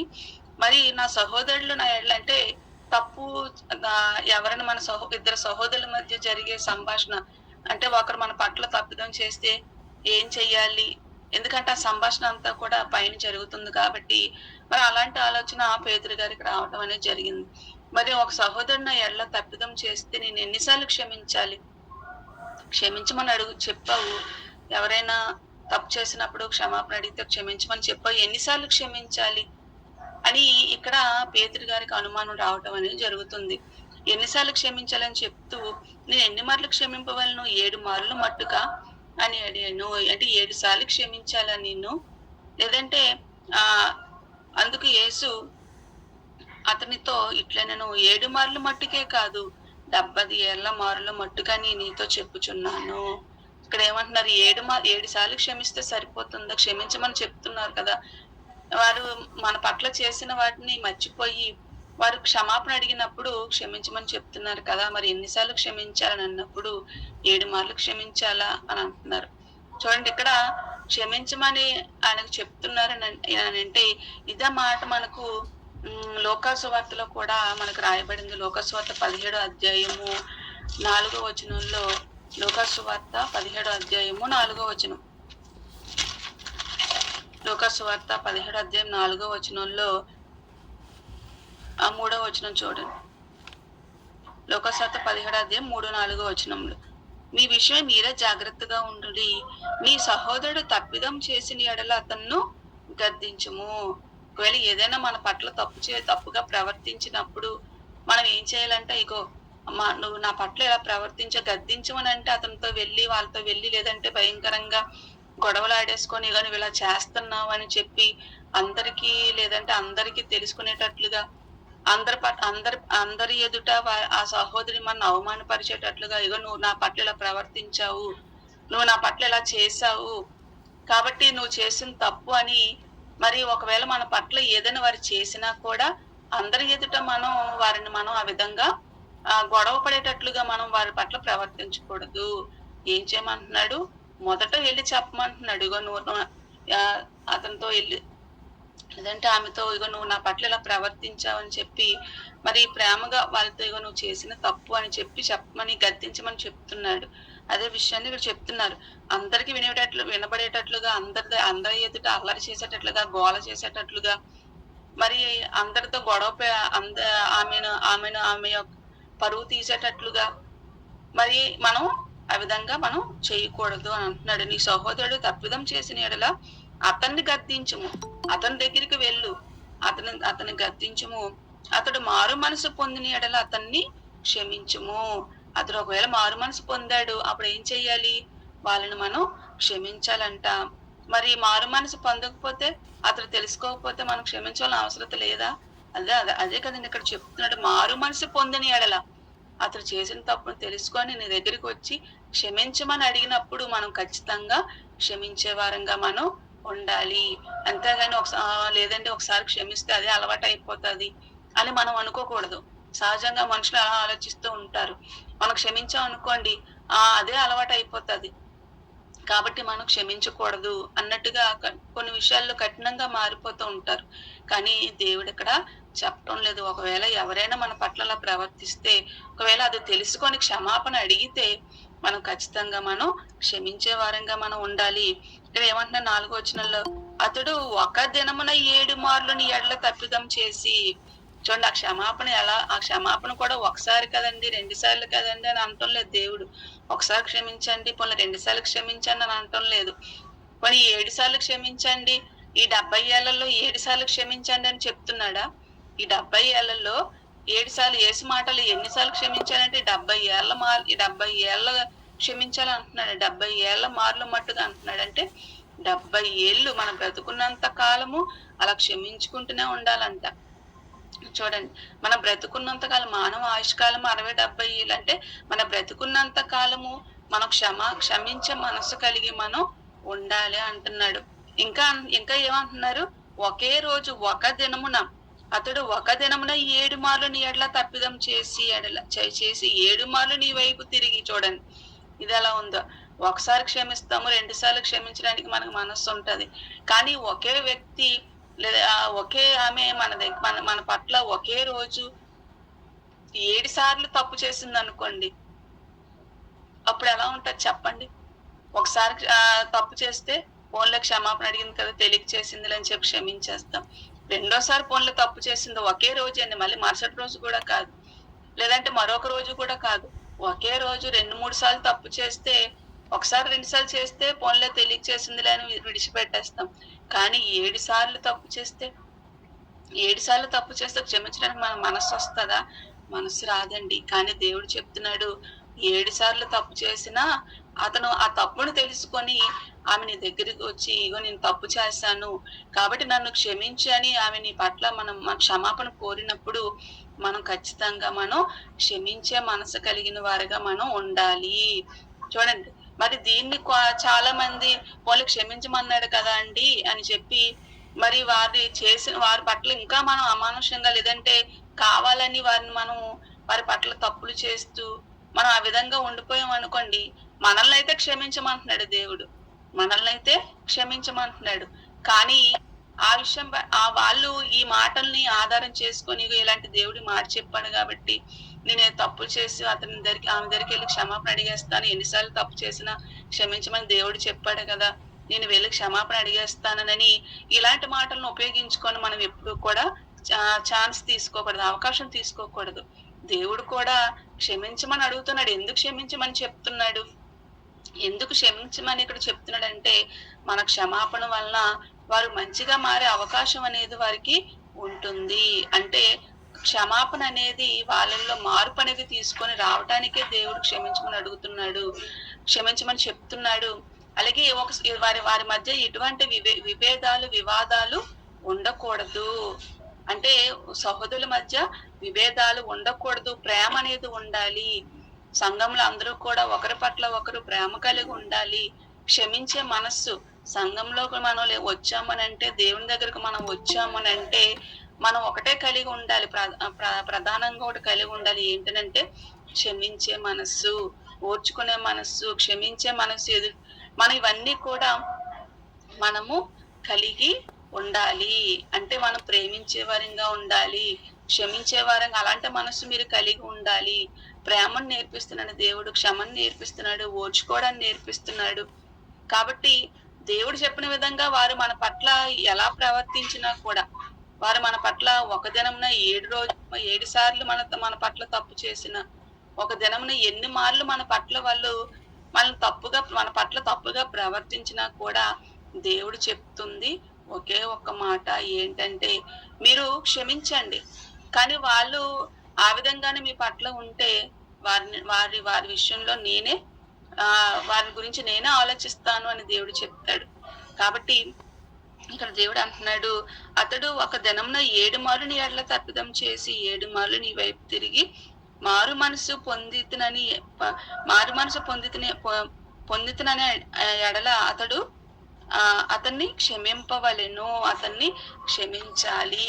మరి క్షమించమన్నాడు కదా అని చెప్పి మనం వారిని పట్ల మనం ఏదైనా అన్ని రకాలుగా, లేదంటే వారి పట్ల మనం తప్పుగా ప్రవర్తించేసి మనం ఆ విధంగా ఉండకూడదు. ఇద్దరి మధ్య సమాధానం లేకపోతే దేవుడు ఏం చేయమన్నాడండి? మొదట వెళ్ళి నీ సహోదరితో గాని నీ సహోదరి మనతో గాని సమాధాన పడకుండా మనం దేవుని దగ్గరికి వచ్చి బలి అర్పించేస్తున్నాం, దేవుడి పని చేసేస్తున్నాం, లేదంటే దేవుడికి ఏదో దేవుడి సేవ చేసేస్తున్నాను, దేవుడిలో నీ పట్ల చాలా భయభక్తులు కలిగి ఉన్నానని అంటే దేవుడు దాన్ని అంగీకరించనని చెప్పేశాడు. అంటే ఇద్దరికి చెప్పాడు ఆ దేవుడు, ఇద్దరికి చెప్పాడు. నీ మన పట్ల తప్పు చేసిన వారిని క్షమించమని మనకి చెప్పాడు. మరి ఎదుటివారు తెలుసుకోకుండా నేను చేసింది కరెక్టే, మరి నేను ఏ తప్పు చేయలేదు, వాళ్ళే తప్పు చేసి ఆమె నా పట్ల తప్పు చేసింది కాబట్టి ఆమె నన్ను క్షమాపణ అడగాలి. మనం తప్పు చేసినా కూడా, ఆమె పట్ల మనం చేసిన తప్పు అని తెలిసినా కూడా వారితో సమాధాన పడకుండా, క్షమాపణ అడగకుండా, మరి నా నా భక్తి ఏదో నేను కలిగి ఉంటాను, మరి ఆమె నేనే క్షమాపణ అడగవలసిన అవసరం లేదు అన్నట్లుగా మనం ఉండకూడదు. ఎదుటి వారు కూడా దేవుడు చెప్తున్నాడు ఏమని, ఇంకో నువ్వు వెళ్ళి వారితో సమాధాన పడిపో, నువ్వు వారి పట్ల ఇలా ప్రవర్తించావు కాబట్టి వెంటనే నువ్వు వెళ్ళి క్షమాపణ చెప్పి తప్పు తెలుసుకొని మారు మనసు పొందుకొని సమాధాన పడిపో, లేదంటే నువ్వు చేసే పని అయినగా నీవు ఇచ్చే బలిని నేను అంగీకరించనన్నాడు. అలాగే నువ్వు చేసినది ఏది కూడా నేను అంగీకరించేవాడిగా ఉండనని దేవుడు చెప్తాడు. అంటే చూడండి, అంటే ఇద్దరిని కూడా దేవుడు చెప్తున్నాడు, ఇద్దరికి కూడా అక్కడ చెప్పడం అనేది జరుగుతుంది. ఇక్కడ మన పాఠ్య భాగానికి వచ్చేస్తే మత్తయి సువార్త 18వ అధ్యాయంలో ఆ సమయంలో పేతురు మరి ఎన్నిసార్లు క్షమించాలి అని అంటే, మన లోక సువార్తలో ఏమని చదువుకున్నాం, ఒక దినమున 7 మార్లు అతను తప్పు చేసినా కూడా మనం క్షమించాలి అన్నట్టుగా ఇక్కడ యేసుక్రీస్తు వారి మాటలు బట్టి మనకు అర్థమవుతుంది. మరి క్షమించమని నేనెందుకు క్షమించాలి అని మనం అనుకుంటే, నేనెందుకండి నీకు క్షమించాలి, నేను అన్నిసార్లు ఎందుకు క్షమించాలి, నాకేంటి అవసరం అన్నట్టుగా మనం అనుకుంటే, దేవుడు ఒక విషయాన్ని చెప్తున్నాడండి. నేను ఎందుకు క్షమించాలి అన్న మాట అనే ఆలోచన మన హృదయంలోనికి వచ్చింది అనుకోండి, వాళ్ళే ఎన్నిసార్లు క్షమించినా, లేదంటే ఒకసారి క్షమిస్తాం 2 సార్లు క్షమిస్తాం అన్నట్టుగా మనం ఆ విధంగా ఆలోచించాం అనుకోండి, దేవుడు వెంటనే ఒక ఉపమానాన్ని ఇక్కడ చెప్పడం అనేది జరుగుతూ ఉంటుంది. ఏమని చెప్తున్నాడని అంటే 23వ వచనంలో, కావున పరలోక రాజ్యము తన దాసుల యొద్ద లెక్క చూచుకొని ఒక రాజును పోలి ఉన్నది. పరలోక రాజ్యం ఎలా ఉందంటండి, తన దాసుని యొద్ద లెక్క చూచు, అంటే లెక్క చూస్తాడు, తన లెక్క చూసు ఒక రాజును పోలి ఉన్నది. ఇక్కడ ఒక ఉపమానాన్ని యేసుక్రీస్తు వారు చెప్పడం అనేది జరుగుతుంది. ఏమని చెప్తున్నాడంటే, అతడు లెక్క చూచుకొని మొదలు పెట్టినప్పుడు అతనికి 10,000 తలాంతులు వచ్చి ఉన్న ఒకడు అతని యొద్దకు తేబడిను. ఒక ఉపమానాన్ని చెప్తున్నారు యేసుక్రీస్తు వారు, ఇది అర్థం అవడానికి. మరి ఎందుకు క్షమించమని చెప్తున్నారు, నేను క్షమించను అన్న వారికి, లేదంటే అలా నేను ఎందుకు క్షమించాలి అనే ఆలోచన కలిగిన వారికి, మరి ఒకవేళ క్షమిస్తే ఏం జరుగుతుంది, క్షమించకపోతే ఏం జరుగుతుంది, మనం ఆ విధంగా ఉండకపోతే మరి దేవుడు మన పట్ల ఎలాంటి యాక్షన్ తీసుకుంటాడు, దేవుడు ఏం చేస్తాడు అని తెలియటానికి మరి యేసుక్రీస్తు వారు ఒక మాట ఇక్కడ ఒక ఉపమానాన్ని చెప్పడం జరుగుతుంది. ఏంటనంటే, ఆ రాజు వచ్చి ఏం చేస్తాడంట, ఆ రాజు అతడు లెక్క చూచుకొని మొదలు పెట్టినప్పుడు, ఆ రాజు అంటే లెక్క చూస్తున్నాడంట. లెక్క చూసినప్పుడు అతనికి, ఆ రాజుకి ఎంత అప్పు ఉన్నారంట, ఎంత అచ్చున్నాడంట, 10,000 తలాంతులు వచ్చి ఉన్న ఒకడు అతని యొద్దకు తేబడిన. రాజు దగ్గరకు 10,000 తలాంతులు అప్పున్న ఒక వ్యక్తి తేబడ్డాడంట. మరి అప్పు తీర్చుటకు వాని యొద్ద ఏమీ లేనందున వాని యజమాను వానిని, వాని భార్యలను, పిల్లలను, వానికి కలిగినది యావత్తును అమ్మి అప్పు తీర్చవలన ఆజ్ఞాపించెను. మరి అప్పు తీర్చవలసిన సమయం వచ్చినప్పుడు, నా దగ్గర అప్పు లేదు, నా దగ్గర డబ్బులు లేవు, నేను అప్పు తీర్చలేను అన్నప్పుడు, అయితే నీ దగ్గర ఉన్నవన్నీ కూడా అమ్మే ఆ యజమానుడు వానిని, వాని భార్యను, పిల్లలను, వానికి కలిగినది యావత్తును అమ్మి అప్పు తీర్చవలనని. నీ దగ్గర నీ భార్య పిల్లలు ఉన్నారు, లేదంటే నీకు ఉన్నటువంటి ఏదైనా కూడా, నీ దగ్గర ఉన్న ఏది ఉంటే అది, మరి 10,000 తలాంతులు అప్పు ఉన్నావు కదా, మరి 10,000 తలాంతులు అప్పులు తీర్చడానికి నీ దగ్గర ఉన్న నీ భార్య పిల్లల్ని అమ్మేసుకుంటావు, ఏం చేస్తావు నాకు అనవసరం, మరి అన్నీ కూడా నువ్వు అమ్మేసి నా యొక్క అప్పును తీర్చు అని చెప్పి మరి చెప్తున్నాడు అనమాట. అప్పుడు కాబట్టి ఆ దాసుడు 26వ వచనంలో, కాబట్టి ఆ దాసుడు అతను ఎదుట సాగిలపడి మ్రొక్కి, మరి ఎవరైతే నాకు ఖచ్చితంగా నువ్వు అప్పు తీర్చాలి, మరి ఏం చేస్తావో నాకు అనవసరం, నీ దగ్గర ఉన్నవి అమ్ముకుంటావు, నీ తల తాకట్టు పెట్టుకుంటావు, నాకు అనవసరం, నాకు నువ్వు 10,000 తలాంతులు అప్పున్నావు కాబట్టి ఖచ్చితంగా నువ్వు నాకు అప్పు తీర్చాలి, అనుకున్న సమయానికి, అనుకున్న గడికి నువ్వు నాకు నా బాకీ నువ్వు చెల్లించాలి అని ఆ యజమానుడు మరి వారిని అడిగినప్పుడు, మరి అప్పు తీసుకున్న వ్యక్తి అతనికి మొక్కుతున్నాడు, అతను వేడుకుంటున్నాడు. ఏమని 26వ వచనంలో, కాబట్టి ఆ దాసుడు అతని ఎదుట సాగిలపడి మొక్కి, నా ఎడలో ఓర్చుకొనము, నా ఎడలో ఓర్చుకో, ఇగో యజమాని నన్ను క్షమించు, లేదంటే ఇగో నా ఎడ నువ్వు ఓర్చుకో, కొంచెం నాకు సమయం ఇవ్వు, లేదంటే ఇగో నన్ను క్షమించు, నా అప్పును క్షమించు అని చెప్పి అడుగుతున్నాడు. నా ఎడల ఓర్చుకొనుము, నీకు అంతయు చెల్లింతునని చెప్పగా, నాకు సమయాన్ని నువ్వు నా పట్ల కొంచెం టైం ఇవ్వు, నాకు కొంచెం సమయం ఇస్తే నేను చెల్లించేస్తాను అన్నట్టుగా, నేను చెల్లింతును, నీకు అంతయు చెల్లింతును, నన్ను క్షమించు, నన్ను ఓర్చుకో, నా పట్ల సహనాన్ని వహించు అని చెప్పి అతను వేడుకుంటున్నప్పుడు ఆ దాసుని యజమానులు కనికరపడి, చూడండి, ఆ దాసుని యొక్క యజమానుడు ఎవరైతే అప్పు ఇచ్చారో ఆ అప్పు ఇచ్చినటువంటి ఆ వ్యక్తి ఆ యొక్క దాసుని యొక్క మాటలకు, పోన్లే డబ్బులు లేవు కదా, ధనం లేదు తీర్చడానికి, పోన్లే సమయం అడుగుతున్నాడు కదా, అవకాశం ఇమ్మంటున్నాడు కదా, క్షమించమంటున్నాడు కదా, కాబట్టి కొంత సమయాన్ని నేను ఇస్తాను, అవకాశాన్ని ఇస్తాను, నేను ఓర్చుకుంటాను అని చెప్పి ఆ యజమానుడు మరి అతని పట్ల ఓర్చుకొని ఇవన్నీ విడిచిపెట్టి ఇవన్నీ క్షమించాడు. అంటే ఆ యజమానుడు చూడండి 10,000 తలాంతులు అప్పున్న అతన్ని ఓర్చుకున్నాడు, క్షమించాడు, అవకాశం ఇచ్చాడు. మరి ఆ విధంగా ఆ దాసుడు క్షమింపబడ్డాడు. మరి అదే విషయాన్ని 28వ వచనం కంటిన్యూషన్ వెళ్తే, అయితే ఆ దాసుడు ఎవరైతే ఆ క్షమాపణ పొందుకున్నాడో యజమాని దగ్గర నుంచి ఎవరైతే ఆ క్షమాపణ పొందుకున్నాడో ఆ దాసుడు బయటకు వెళ్ళి క్షమాపణ పొందుకున్న తర్వాత యజమాని విడిచిపెట్టేశాడు కదండి, అవకాశం ఇచ్చి విడిచిపెట్టేశాడు కదా. మరి ఆ దాసుడు బయటకు వెళ్ళి తనకు 100 దేనారములు అచ్చి ఉన్న తన తోడు దాసుల్లో ఒకరిని చూచి, చూడండి, ఆ దాసుడు ఈ వ్యక్తి ఏమో తన యజమానికి 10,000 తలాంతులు అప్పు ఉన్నాడు, కానీ ఈ దాసుడు కూడా మరో వ్యక్తికి అప్పు ఇచ్చాడంట. చూడండి, ఇతనేమో 10,000 తలాంతులు అప్పు ఉన్నాడు ఈ దాసుడు కూడా మరొక వ్యక్తి, ఈ దాసుడు కూడా మరో వ్యక్తికి అప్పు ఇచ్చాడంట. అంటే ఇతడి దగ్గర కూడా మరో వ్యక్తి బాకీ ఉన్నాడు. అదెంత అనంటే అది 100 దేనారములు అచ్చి ఉన్న తన తోడి దాసుల్లో తనలాంటి ఒక దాసుడు తన దగ్గర 100 దేనారాలను అప్పు తీసుకున్నాడంట. ఇతడేమో తన యజమాని దగ్గర 10,000 తలాంతులను అప్పు తీసుకుంటే ఇతనేమో 100 దేనారములు ఇతను మరి ఆ అప్పు తీసుకోవడం అనేది జరిగిందంట. మరి ఇతడు ఏ విధంగా వారి పట్ల ప్రవర్తిస్తున్నాడు? తన తోడు దాసునికి అప్పు ఇచ్చాడు కదా, ఎంత 100 దేనారములు అప్పు ఇచ్చాడు కాబట్టి మరి అతని పట్ల ఇతను ఎలా ప్రవర్తిస్తున్నాడు? మనం చూడగలిగితే ఇతను ఎలాంటి మనసు కలిగి ఉన్నాడంటే, తన తోడి దాసుల్లో ఒకని చూచి వాడిని గొంతు పట్టుకొని నీ వచ్చి ఉన్నది చెల్లించుమనెను. చూడండి, గొంతు పట్టుకున్నాడు అంటండి. 100 దేనారములకే 100 దేనారాలకే అతను ఏం చేశాడంటండి, గొంతు పట్టేసుకున్నాడంటే. ఎందుకు? చూడండి, 100 దేనారములు అలాగే 10,000 తలాంతులు. చూడండి, మనం తలాంతులు దేనారాలను మన ప్రక్కన పెడితే చూడండి, 10,000 గొప్పదా 100 గొప్పదా ఆలోచించండి. 10,000 గొప్పదా 100 గొప్పదా? 10,000 కదండి గొప్పది, 10,000 కదండి పెద్ద మొత్తం. మరి ఆ పెద్ద మొత్తం ఉన్న యజమాని కూడా ఆ దాసుని పిలిపించి గొంతు పట్టుకున్నాడు. ఆలోచించండి, గొంతు పట్టుకున్నాడా? గొంతు పట్టుకోలేదు. అడిగాడు, ఇగో నాకు అప్పు ఉన్నావు కదా, నువ్వు అప్పు తీర్చు అని అడిగినప్పుడు అతను బతిమలాడుకున్నాడు. మరి ఆ బతిమలాడుకుంటే అతను క్షమించి విడిచిపెట్టేశాడని కానీ గొంతు పట్టుకొని మరి అతను కొట్టి, లేదంటే అతని బట్టలు చింపేసి అతని పట్ల లేదంటే అవమానకరంగా మాట్లాడటం అవి ఏమైనా చేశాడా యజమానుడు? చేయలేదు. చేయకుండా పోన్లే బతిమలాడుతున్నాడు కదా అని చెప్పి కనికరించి విడిచిపెట్టేశాడు. కానీ ఇతడు ఎలాంటి చెడ్డ దాసుడు, లేదంటే ఎలాంటి చెడ్డ మనస్తత్వం కలిగిన వాడంటే, మరి ఇతను ఎలా ప్రవర్తిస్తున్నాడు? అది అలాంటి పరిస్థితుల్లో ఉన్న మరో వ్యక్తి పట్ల ఎలా ప్రవర్తిస్తున్నాడు అని అంటే, వేగంగా ఎల్లు గొంతు పట్టేసుకున్నాడు. ఎంతకంటే పెద్ద అప్పు ఉన్న అతడు క్షమించిన ఆ సందర్భం గుర్తు రాలేదు అతనికి. ఓన్లే నా యజమాని దగ్గర నేను 10,000 తీసుకున్నా, నేను వెంటనే నేను బ్రతిమలాడగా నా పరిస్థితిని అర్థం చేసుకొని నన్ను క్షమించేశాడు, నాకు అవకాశాన్ని ఇచ్చాడు, విడిచిపెట్టేశాడు.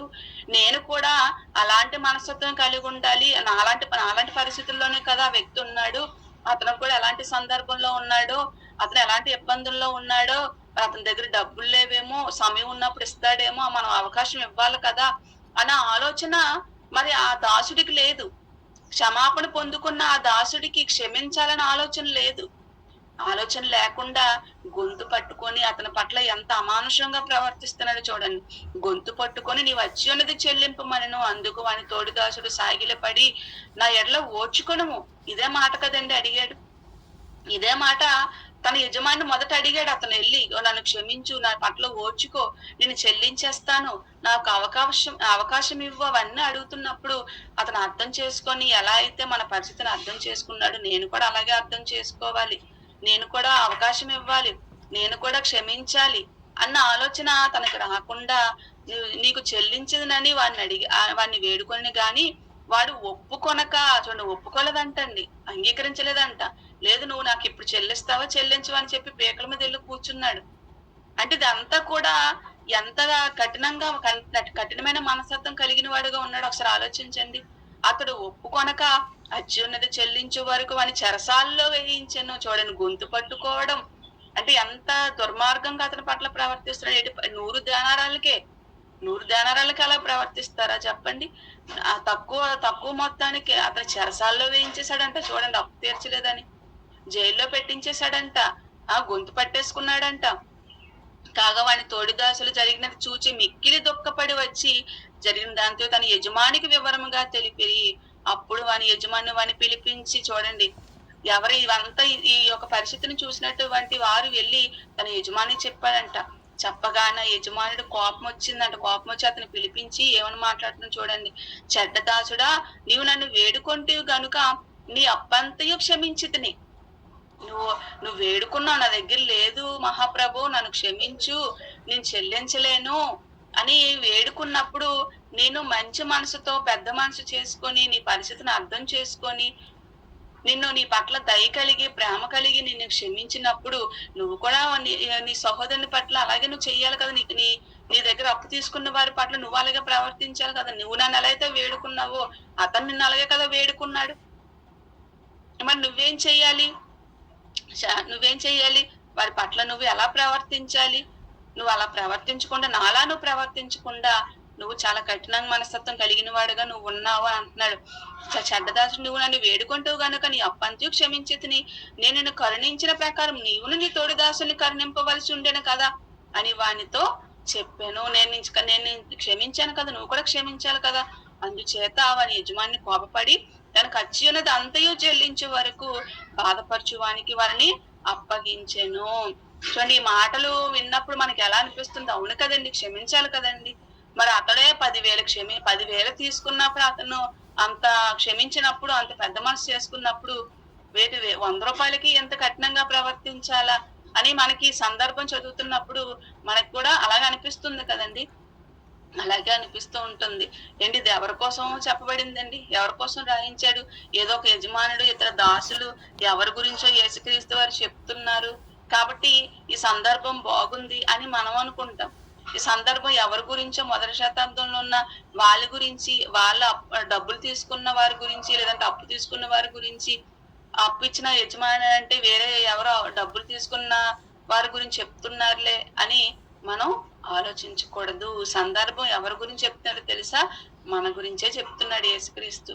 మనమేం చేశామండి? అంటే మనం ఏమి అవతల డబ్బులు తీసుకున్నామా, లేదంటే మనం చేసిన అప్పు గురించి ఇక్కడ మాట్లాడుతున్నాడా? అంటే నేను ఎవరిదానికి వెళ్ళి నేను అప్పు తీసుకున్న వారి దగ్గరికి వెళ్ళి క్షమాపణ అడిగిస్తే వాళ్ళని క్షమించేస్తారు కాబట్టి నా దగ్గర ఎవరైతే అప్పు తీసుకున్నారో వారిని కూడా నేను క్షమించేస్తానని డబ్బుల యొక్క విషయాల గురించి, ధనానికి సంబంధించిన విషయాల గురించి అక్కడ మాట్లాడుతున్నాడా? ఆ విషయాల గురించి ఇక్కడ యేసుక్రీస్తు వారు ఆ ఉద్దేశంతో ఇక్కడ చెప్పడం లేదు. ఏ ఉద్దేశంతో చెప్తున్నాడో 35వ వచనంలో చూస్తే, మీలో ప్రతి వాడిని తన సహోదరుని హృదయపూర్వకంగా క్షమింపని ఎడల నా పరలోకపు తండ్రియు ఆ ప్రకారమే మీ ఎడల చేయనెను. ఈ సందర్భాన్ని ఎందుకు చెప్తున్నాడో తెలుసా? క్షమించే మనస్తత్వం మనం కలిగి ఉండాలంటున్నాడు. మన పట్ల మనం ఎన్నిసార్లు మనం ఎన్ని తప్పులు చేసినా దేవుడు ఏం చేస్తున్నాడో తెలుసా?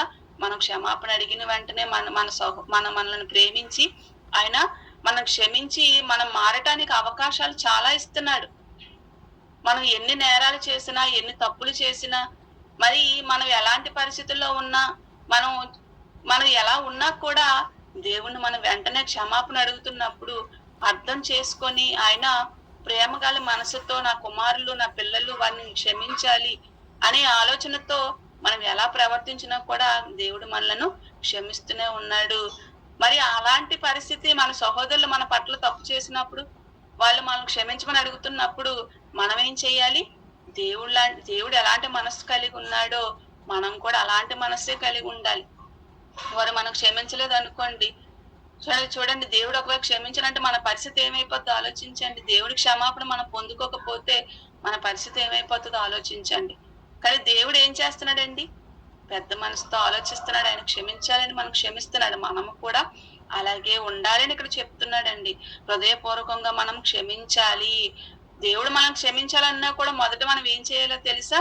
మనం మన సహోదరుని క్షమించే మనస్తత్వం కలిగి ఉంటేనే దేవుడు మనల్ని కూడా క్షమిస్తానని చెప్పి అంటున్నాడు. అంటే మనం సహించుకోవాలి.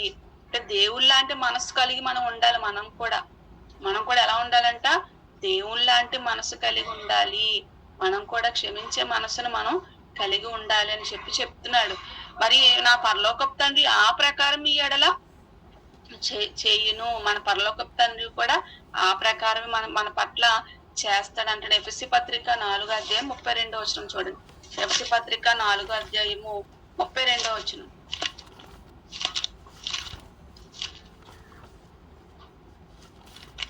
ఎఫెసీ పత్రిక 4:32.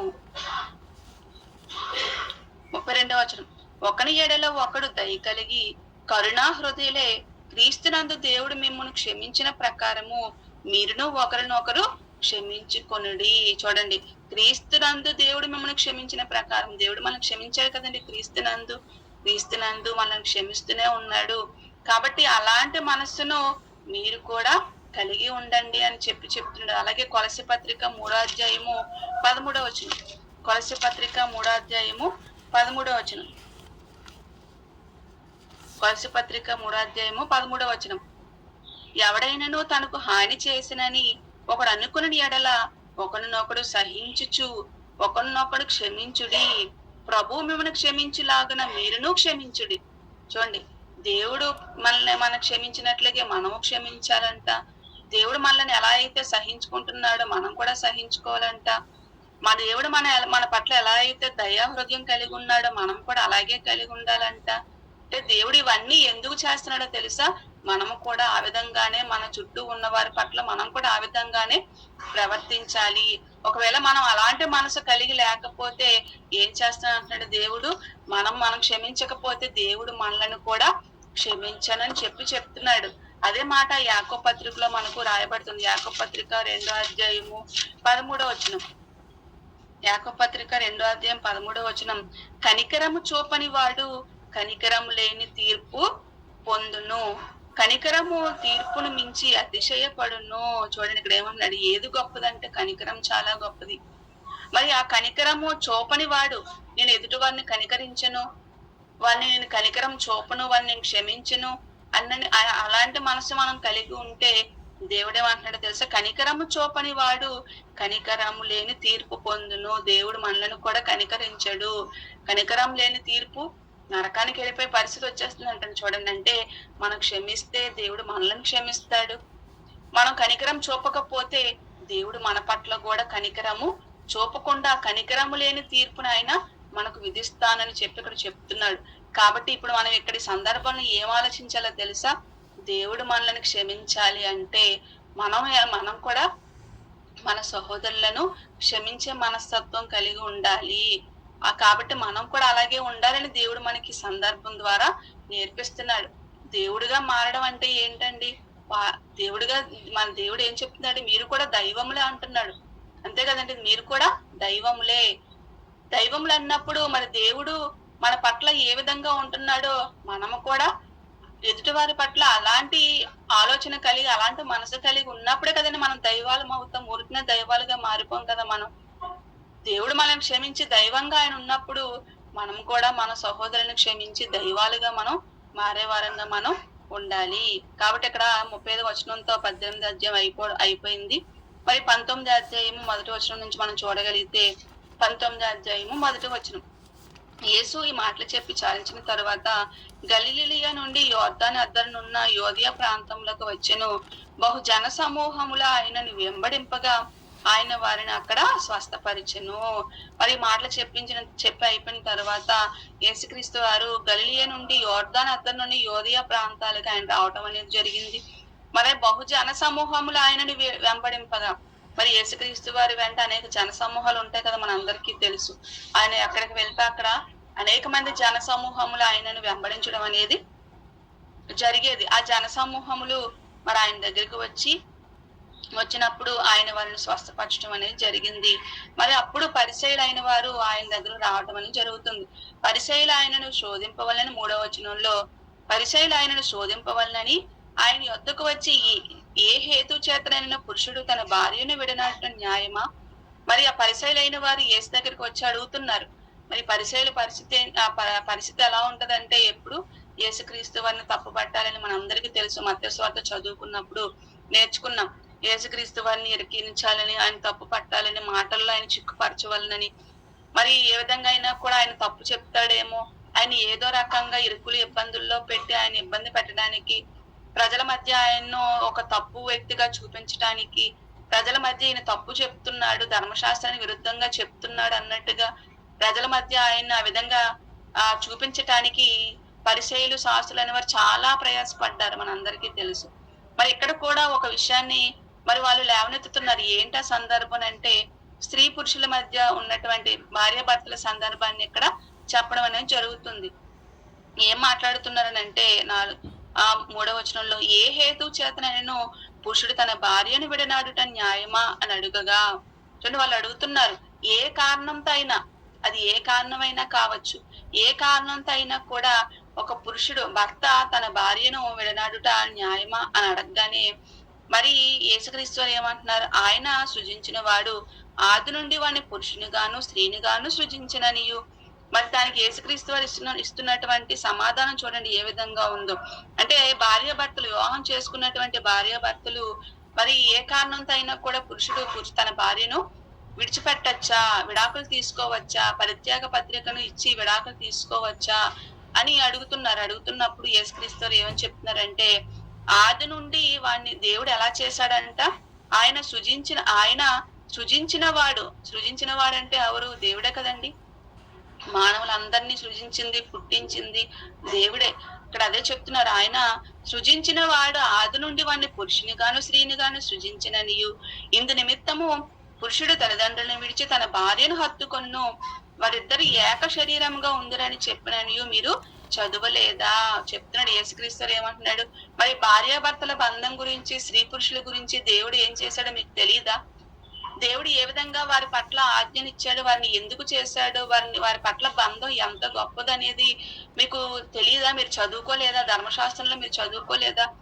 మరి మోషే ద్వారా రాయించి ఇచ్చాడు కదా దేవుడు అని చెప్పి యేసుక్రీస్తు వారి జ్ఞాపకం చేస్తున్నాడు. ఆయన జ్ఞాపకం చేస్తే ఏమని చెప్తున్నాడు, ఇగో ప్రారంభంలో చేసిన దేవుడు, పుట్టించిన దేవుడు పురుషుడిగా స్త్రీగా చేశాడు. మరి వాళ్ళు ఏక శరీరంగా ఉంటారు.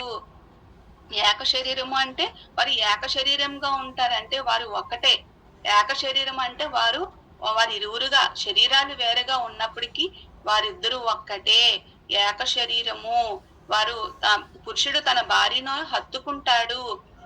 చివరి వరకు కూడా వారిరువురు కూడా ఏక శరీరంగానే, వారు బ్రతుకున్నంత కాలము వారు ఏక శరీరంగానే ఉంటారు. చూడండి, ఏక శరీరం అంటే ఒక్కటే శరీరం. శరీరంలో తనకు అసహ్యమైనది లేదంటే తనకు కానిదంటూ ఏమీ ఉండదు. వారు ఏక శరీరంగా ఉంటారు అని చెప్పి ఇక్కడ చెప్తున్నాడు. ఏక శరీరంగా ఉందిరని చెప్పిననియు మీరు చదువులేదా? కాబట్టి వారు ఎక్కనో ఇద్దరు కాక, వారు ఇద్దరు కాదు, స్త్రీ పురుషులు ఇద్దరు కాదు, వారు వివాహము ద్వారా వారు జతపరచబడ్డారు. వారు ఒక్కటే. ఒక్కరుగా ఉన్నవారు ఎలా వేరుపరచబడతారు? మనం వేరుపరచుకోగలమా చెప్పండి? ఒక శరీరంగా ఉన్నది, ఆ శరీరం తను ఎలా వేరుపరుచుకుంటుంది? తను 2 భాగాలుగా చేసుకుంటుందా చెప్పండి? మధ్యలో 2 భాగాలుగా చేసుకుంటే వాళ్ళు బ్రతుకుంటాడా? ఆ శరీరం బ్రతుకుండదు, చనిపోతుంది.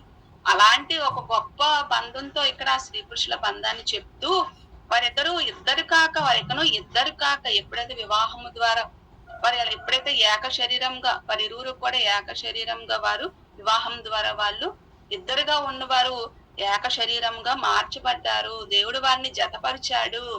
ఈ దేవుడే స్త్రీ పురుషుల్ని జతపరుస్తున్నాడు అని ఇక్కడ చెప్తున్నారు. కాబట్టి వారు ఎక్కనో ఇద్దరు కాక ఏక శరీరంగా ఉన్నారు గనక దేవుడు జతపరిచిన వారిని మనుషులు వేరుపరచకూడదని చెప్పేశారు. యేసుక్రీస్తు వారు పరిసయ్యులు అడిగిన ప్రశ్నకు ఏమని అడిగారు? మరి పురుషుడు విడిచిపెట్టేయచ్చా ఏ కారణంతో అయినానో తన భార్యను అన్నప్పుడు ఇక్కడ యేసుక్రీస్తు ఇదంతా చెప్తున్నారు. దేవుడు వారిని చేసినప్పుడు మరి వారిని ఆ విధంగా చేయలేదు. మరి వారు ఏక శరీరంగా ఉంటారు. ఆ పురుషుడు తన భార్యను హత్తుకుంటాడు. అలాగే దేవుడే వారిని జతపరుస్తున్నాడు. ఎవరు స్త్రీ పురుషుల్ని జతపరిచింది ఎవరండి? ప్రారంభం నుండి ఎవరు జతపరుస్తున్నారు? దేవుడే జతపరుస్తున్నారు. ఒక పురుషుణ్ణి ఒక స్త్రీని దేవుడే వివాహ బంధం ద్వారా జతపరుస్తున్నాడు. కాబట్టి దేవుడు జతపరిచినప్పుడు మనుషులెవరు వేరుపరచడానికి అని యేసుక్రీస్తు వారు ఇక్కడ చెప్తున్నారు.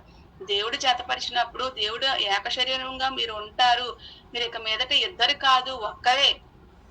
కాబట్టి మీరు బ్రతుకున్నంత కాలము, మీరు జీవించినంత కాలము కూడా మీరు ఏక శరీరంగానే ఉండాలి, కలిసే ఉండాలి. మిమ్మల్ని ఎవరు వేరుపరచకూడదు, వారిని ఎవరు వేరుపరచకూడదు అని ఇక్కడ దేవుడు చెప్తున్నప్పుడు మనుషులు ఎలా వేరుపరిచేస్తారు అని చెప్పి ఇక్కడ యేసుక్రీస్తు వారు చెప్తున్నారు. అంతే కదండి. ఈరోజు చూడండి, భార్యాభర్తల బంధం ఎలా అయిపోయిందంటే, నిజంగా ఏదో భార్య నచ్చని విధంగా భర్త ఉంటున్నాడని, భర్త నచ్చని విధంగా భార్య ఉంటున్నారని ఇష్టం వచ్చినట్లుగా ఏమంటే విడిపోవడం. వివాహ బంధం అంటే ఈరోజు సమాజంలో ఉన్న వారికి మరి దాని యొక్క గొప్పతనం ఏంటి, దానిలో ఉన్నటువంటి లోటుపాట్లు ఏంటి, దాని ఎలాంటి పరిస్థితుల్లో ఏ విధంగా ఉండాలి, బంధాన్ని ఎలా కొనసాగించుకోవాలి, మరి ఏ విధంగా వారి పట్ల మనం బ్రతకాలన్న విషయాన్ని మర్చిపోయారండి. చాలా ఈజీగా ఏదైనా ఒక సమస్య వస్తే చాలా ఈజీగా కోర్టుకు వెళ్తున్నారు, విడాకులు తీసేసుకుంటున్నారు. ఎవరు కూడా వేరు చేయడానికి ఎవరు కూడా ఇష్టపడరండి. ఓ భార్యాభర్తను వేరు చేయడానికి ఎవరు ఇష్టపడరు. మరి చాలా ఈజీగా ఈరోజు విడిపోవడానికి ఇష్టపడిపోతున్నారు. విడాకులే కదా, ఏముంది, 2 కాగితాలతో పని అనుకున్నట్లుగా అయిపోతున్నారండి. ఈ మధ్య కాలంలోనే ఒక న్యూస్ ఒక వీడియో చూసానండి. మరి వాళ్ళకి వివాహం అయ్యి భార్యాభర్తలు చాలా వృద్ధాప్యంలో వచ్చేసారు. ఎంతంటే అతనికి 90 ఏళ్ళు, ఆమెకు 80 ఏళ్ళు 85 ఏళ్ళు సుమారు ఉంటాయి. వృద్ధాప్యంలోకి వచ్చారు. ఇంకా రేపో మాపో చనిపోతారు అన్నట్టుగా వాళ్ళు ఉన్నారు. వాళ్ళు ఈ వయసులో ఆ 90 ఏళ్ళు 80 ఏళ్ళు వాళ్ళకి వివాహం అయ్యి 75 ఏళ్ళు అయిందంట. అంటే 75 ఏళ్ళు కలిసి ఉన్నారు వాళ్ళు. 75 ఏళ్ళు కలిసి ఉండి వారి వయసు 90 85 ఆ వయసులో ఉన్న వాళ్ళు వివాహ బంధంలో 75 ఏళ్ళు కలిసి ఉన్న వాళ్ళు, వృద్ధాప్యంలోకి వచ్చేసిన వాళ్ళు మాకు విడాకులు కావాలని విడాకులు తీసుకున్నారండి. నాకు అదే చూడగా నాకు ఆశ్చర్యం అనిపించింది. 75 ఏళ్ళు కలిసి ఉన్నారు కదా, ఎలా విడిపోగలిగారు వాళ్ళు? మనం ఎవరితోనో ఒక సంవత్సరం 2 సంవత్సరాలు మనకి ఏదైనా స్నేహబంధం కలిగి, లేదంటే ఏదైనా ఒక బంధం కలిగి ఉంటే వాళ్ళ నుండి మనం విడిపోవడానికి చాలా బాధపడిపోతుంటాం. వాళ్ళని దూరంగా ఉండడానికి ఇష్టపడం, వాళ్ళని విడిచిపెట్టడానికి ఇష్టపడం. చూడండి, ఏదో బయట ఒక సహోదరులనో లేదంటే ఒక స్నేహితులనో బంధువుల పట్ల మనం ఏదైనా ఒక బంధాన్ని కలిగి ఉంటే వాళ్ళని విడిచిపెట్టడానికి మనం ఆలోచిస్తూ ఉంటాం. అలాంటిది వివాహ బంధం, ఏక శరీరము, దేవుడు జతపరిచిన ఒక బంధం, అది దేవుడు ఏర్పరిచినటువంటి బంధం. అది ఆ బంధం పట్ల విలువ లేకుండా, ప్రేమ లేకుండా, నిజంగా వారి పట్ల ఆ 75 ఏళ్ళు కలిసి ఉన్నా కూడా ఆ మధుర క్షణాలు లేదంటే ఆ జీవితాన్ని అంతటినీ పక్కన పెట్టేసి విడిపోయారని అంటే అది ఎంత భయంకరమైన పరిస్థితి ఆలోచించండి. దేవుడు యొక్క మాటలు ఈ రోజు ప్రతి మనిషి కలిగి ఉంటే నిజంగా దేవుడు జతపరిచిన ఎవరిని కూడా వేరుపరచకూడదు అన్న ఆలోచన ప్రతి మనిషికి కూడా ఈ రోజు వస్తుంది. యేసుక్రీస్తు మాటలో మనకి ఇక్కడ అదే అర్థం అవుతుంది. కాబట్టి మరి దేవుడు జతపరచవని మనుషులు వేరుపరచకూడదని చెప్పినందుకు వారు, అలాగైతే పరిత్యాగ పత్రికనిచ్చి ఆమెను విడనాడమని మోషే ఎందుకు ఆజ్ఞాపించినని వారు ఆయనను అడుగగా, పరిత్యాగ పత్రికనిచ్చి అలాగైతే వాళ్ళేమడుతున్నారు, అయితే పరిత్యాగ పత్రికనిచ్చి మరి విడిపోవచ్చని మోషే చెప్పాడు కదా. చూడండి, ద్వితీయోపదేశ కాండం ఎక్కడిచ్చాడు ఈ మాటను చూడగలిగితే ద్వితీయోపదేశ కాండం 24వ అధ్యాయము, ద్వితీయోపదేశ కాండం 24వ అధ్యాయము 1వ వచనం. ద్వితీయోపదేశ కాండం 24వ అధ్యాయము, ద్వితీయోపదేశ కాండం 24వ అధ్యాయము 1వ వచనంలో అక్కడ ఏం రాయబడింది చూడండి. ద్వితీయోపదేశ కాండం 24వ అధ్యాయము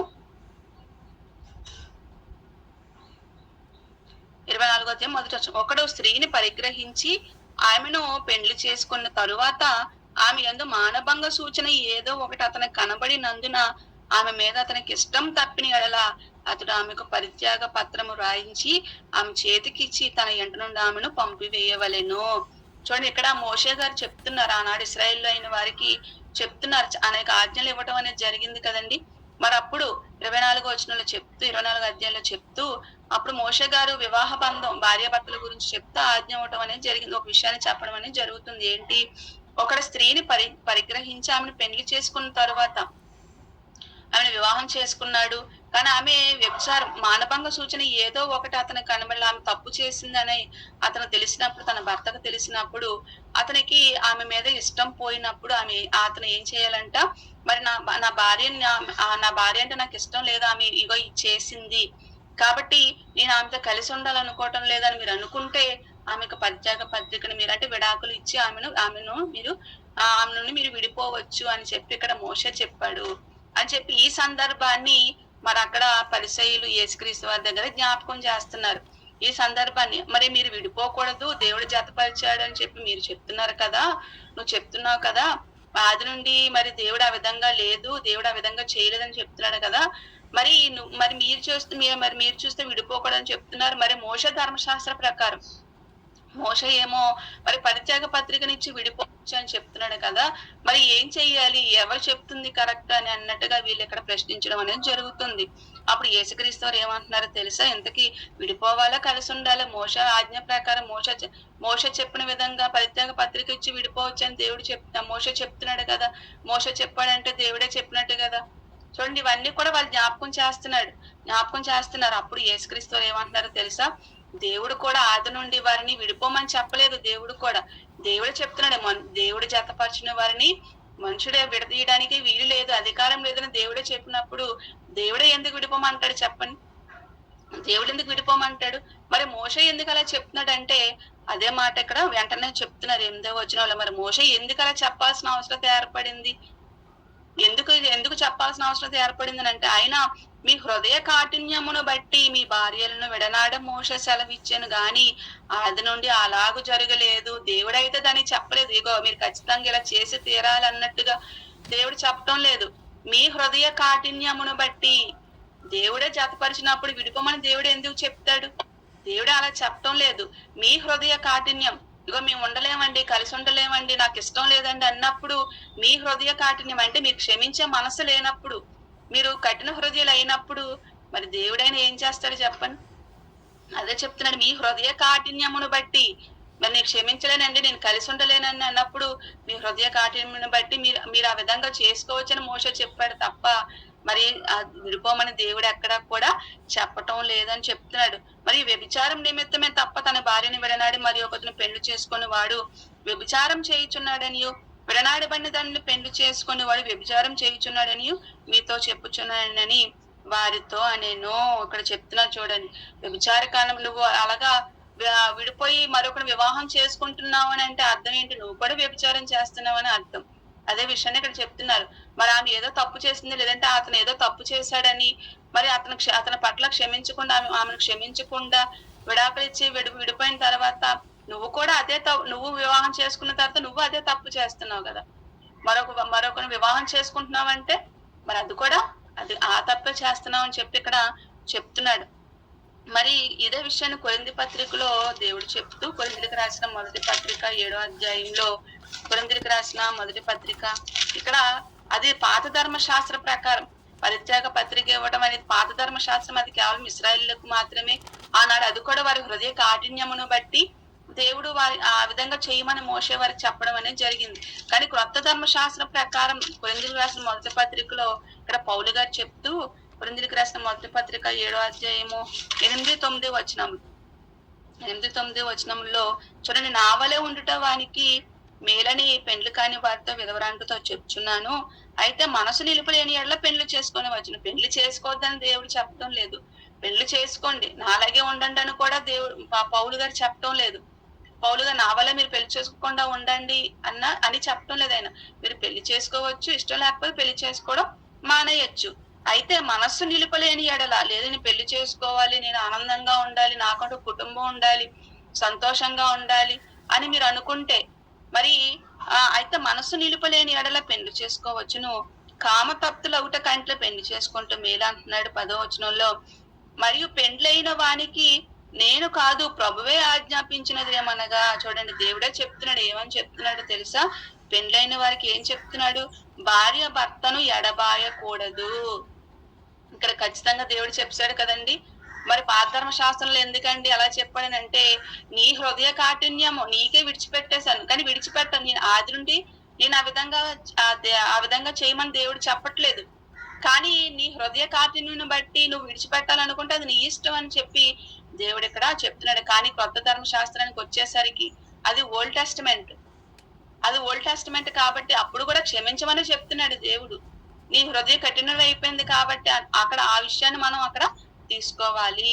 ఇక్కడ కొత్త ధర్మశాస్త్రానికి వచ్చేసరికి, కొత్త నిబంధనకు వచ్చేసరికి దేవుడు ఖచ్చితంగా చెప్తున్నాడు. పాత ధర్మశాస్త్రం కూడా చెప్తున్నాడు, ఆది నుండి అలా చేయకూడదు, దేవుడు జతపరిచిన వారిని విడదీయకూడదని దేవుడు ప్రారంభం నుండి కూడా అదే చెప్తున్నాడు. ఇక్కడికి వచ్చేసరికి ఇక ఖండితంగా చెప్తున్నాడు. ఇక్కడ ఏమనంటున్నాడు, భార్య భర్తను ఎడబాయకూడదు, ఎడబాసిన ఎడల పెండ్లు చేసుకొనకుండవలెను, లేదా తన భర్తతో సమాధాన పడవలెను. చూడండి, సమాధాన పడిపోవాలంటే ఇక్కడ భార్య భర్తల మధ్య ఎన్నో గొడవలు వస్తూ ఉంటాయి. కాబట్టి మనం ఏం చెయ్యాలి? భార్య భర్తలైన వాళ్ళు ఏం చెయ్యాలి? ఇగో కోర్టు ఉంది కదా, నా దగ్గర డబ్బులు ఉన్నాయి కదా, చట్టాలు ఉన్నాయి కదా, నేను స్త్రీని కాబట్టి స్త్రీకి అనుకూలంగా, మహిళలకు అనుకూలంగా చట్టాలు చాలా స్ట్రాంగ్ గా ఉన్నాయి కదా, కాబట్టి నేను ఏదో కేసు పెట్టేసి నేను ఏదో విడాకులు తీసేసుకొని భరణం భారీగా వేసేస్తాను. చూడండి, చాలా మంది మెయింటెనెన్స్ కోసం డబ్బులు బాగా వాళ్ళని ఇబ్బంది పెట్టేస్తుంటారండి. పురుషులైన వారిని, స్త్రీలైన వారి చట్టాలని వారు తీసుకొని వారిని దుర్వినియోగపరుస్తూ పురుషుల్ని చాలా వాళ్ళని ఇబ్బంది పెట్టడం, భర్తల్ని వాళ్ళకి మనశ్శాంతి లేకుండా చేయడం, ఈ విధంగా చేస్తూ ఉంటారండి చట్టాలను ఆధారంగా చేసుకొని. దేవుడు చెప్తున్నాడు, ఇదంతా వద్దు, ఇగో మీరు సమాధాన పడిపోండి. లోకంలో అందరూ కూడా ఏదో విషయంలో తప్పు చేస్తాం కదండి. ఒక సందర్భంలో భర్త తప్పు చేసి ఉండొచ్చు, ఒక సందర్భంలో భార్య తప్పు చేసి ఉండొచ్చు. ఒక సందర్భంలో భర్త తప్పు చేసినప్పుడు భార్య క్షమించే మనసు కలిగి ఉండాలి, సమాధాన పడిపోవాలి. ఒక సందర్భంలో భార్య తప్పు చేసినప్పుడు, ఇగో నీ విధంగా తప్పు చేశావు కాబట్టి ఇంక నేను నేలుకోనని చెప్పి భర్త కూడా అనకూడదు. భార్య తప్పు చేయకూడదు, కానీ భర్తను కాబట్టి, పురుషుని కాబట్టి నేను తప్పు చేసినా పర్వాలేదు, నేను అధికారిని కాబట్టి నేను ఎలా ఉన్నా పర్వాలేదు అన్నట్టుగా పురుషుడు ఆలోచించకూడదు. అలాగే భార్య కూడా ఆ విధంగా ఆలోచించకూడదు. సమాధాన పడిపోవాలంటున్నాడు. 11వ వచనం, ఎడబాసిన ఎడల పెళ్లి చేసుకొని ఉండవలెను. అసలు మీరు అలాంటి కలిసి ఉండలేము అనుకున్నప్పుడు ఏం చేయమంటున్నాడు? బాబాయ్ ఎందుకు బాబాయ్ తలనొప్పి, మరి భార్య భర్తలు వివాహం చేసుకున్న తర్వాత పొల్లు గొడవలు వస్తాయి, ఎందుకు ఇవన్నీ మనకు, మరి కలిసి ఉండలేమేమో, మరి ఇవన్నీ మనం తట్టుకోలేమో అనుకున్నప్పుడు మరి వివాహం చేసుకోకపోవడం మంచిదని దేవుడు చెప్తున్నాడు. వివాహం చేసుకోకపోవడం మంచిది. తన భర్తతో సమాధాన పడవలెను, మరియు భర్త తన భార్యను పరిత్యజింపకూడదు చెప్పేశాడు. భర్త తన భార్యను విడిచిపెట్టకూడదు, అలాగే భార్య కూడా భర్తను విడిచిపెట్టకూడదు. సమాధాన పడిపోవాలి. వారు బ్రతుకున్నంత కాలము వారు విడిపోకూడదు, కలిసే ఉండాలి ఎన్ని వచ్చినా కూడా అని ఇక్కడ భార్యాభర్తల బంధం గురించి యేసుక్రీస్తు వారు ఇక్కడ చెప్పడం అనేది జరుగుతుంది. 9వ వచనం వరకు మనం నేర్చుకున్నాం. మత్తయి సువార్త 19వ అధ్యాయము 9వ వచనం వరకు అయ్యింది. కాబట్టి మరి ఇక్కడ క్షమాపణ గురించి చెప్తున్నాడు, అలాగే భార్యాభర్తల బంధం గురించి చెప్తున్నాడు. దేవుని యొక్క మనసు ఏ విధంగా ఉందో చెప్పాడు. మరి దేవుడు మాటలు కలిగిన మనం కూడా ఏ విధంగా ఉండాలో చెప్పాడు. మరి దేవుడు మనం క్షమించాలంటే మనం కూడా క్షమించే మనస్తత్వం కలిగి ఉండాలని చెప్తున్నాడు. అలాగే వివాహ వ్యవస్థ గురించి కూడా దేవుడు మరి ఈ రోజు సమాజానికి అవసరమైన ఎన్నో మాటలను, మనందరికి అవసరమైన ఎన్నో మాటలను, కుటుంబ జీవితానికి అవసరమైన ఎన్నో మాటలను ఇక్కడ యేసుక్రీస్తు వారు చెప్పడం అనేది జరిగింది. మరి ఈ కొద్ది మాటలను కూడా మీకు అర్థమయ్యాను అనుకుంటున్నాను. మీకు ఏమైనా అర్థం కాకపోతే మరి నాకు మెసేజ్ పెట్టవలసింది, లేదంటే రేపు చర్చికి వస్తాం కాబట్టి అక్కడ నన్ను అడగవలసిందిగా మరి కోరుకుంటూ, మరి ఎంతవరకు ఆసక్తిగా విన్న మీ అందరికీ హృదయపూర్వకంగా వందనములు తెలియజేసుకుంటున్నాను.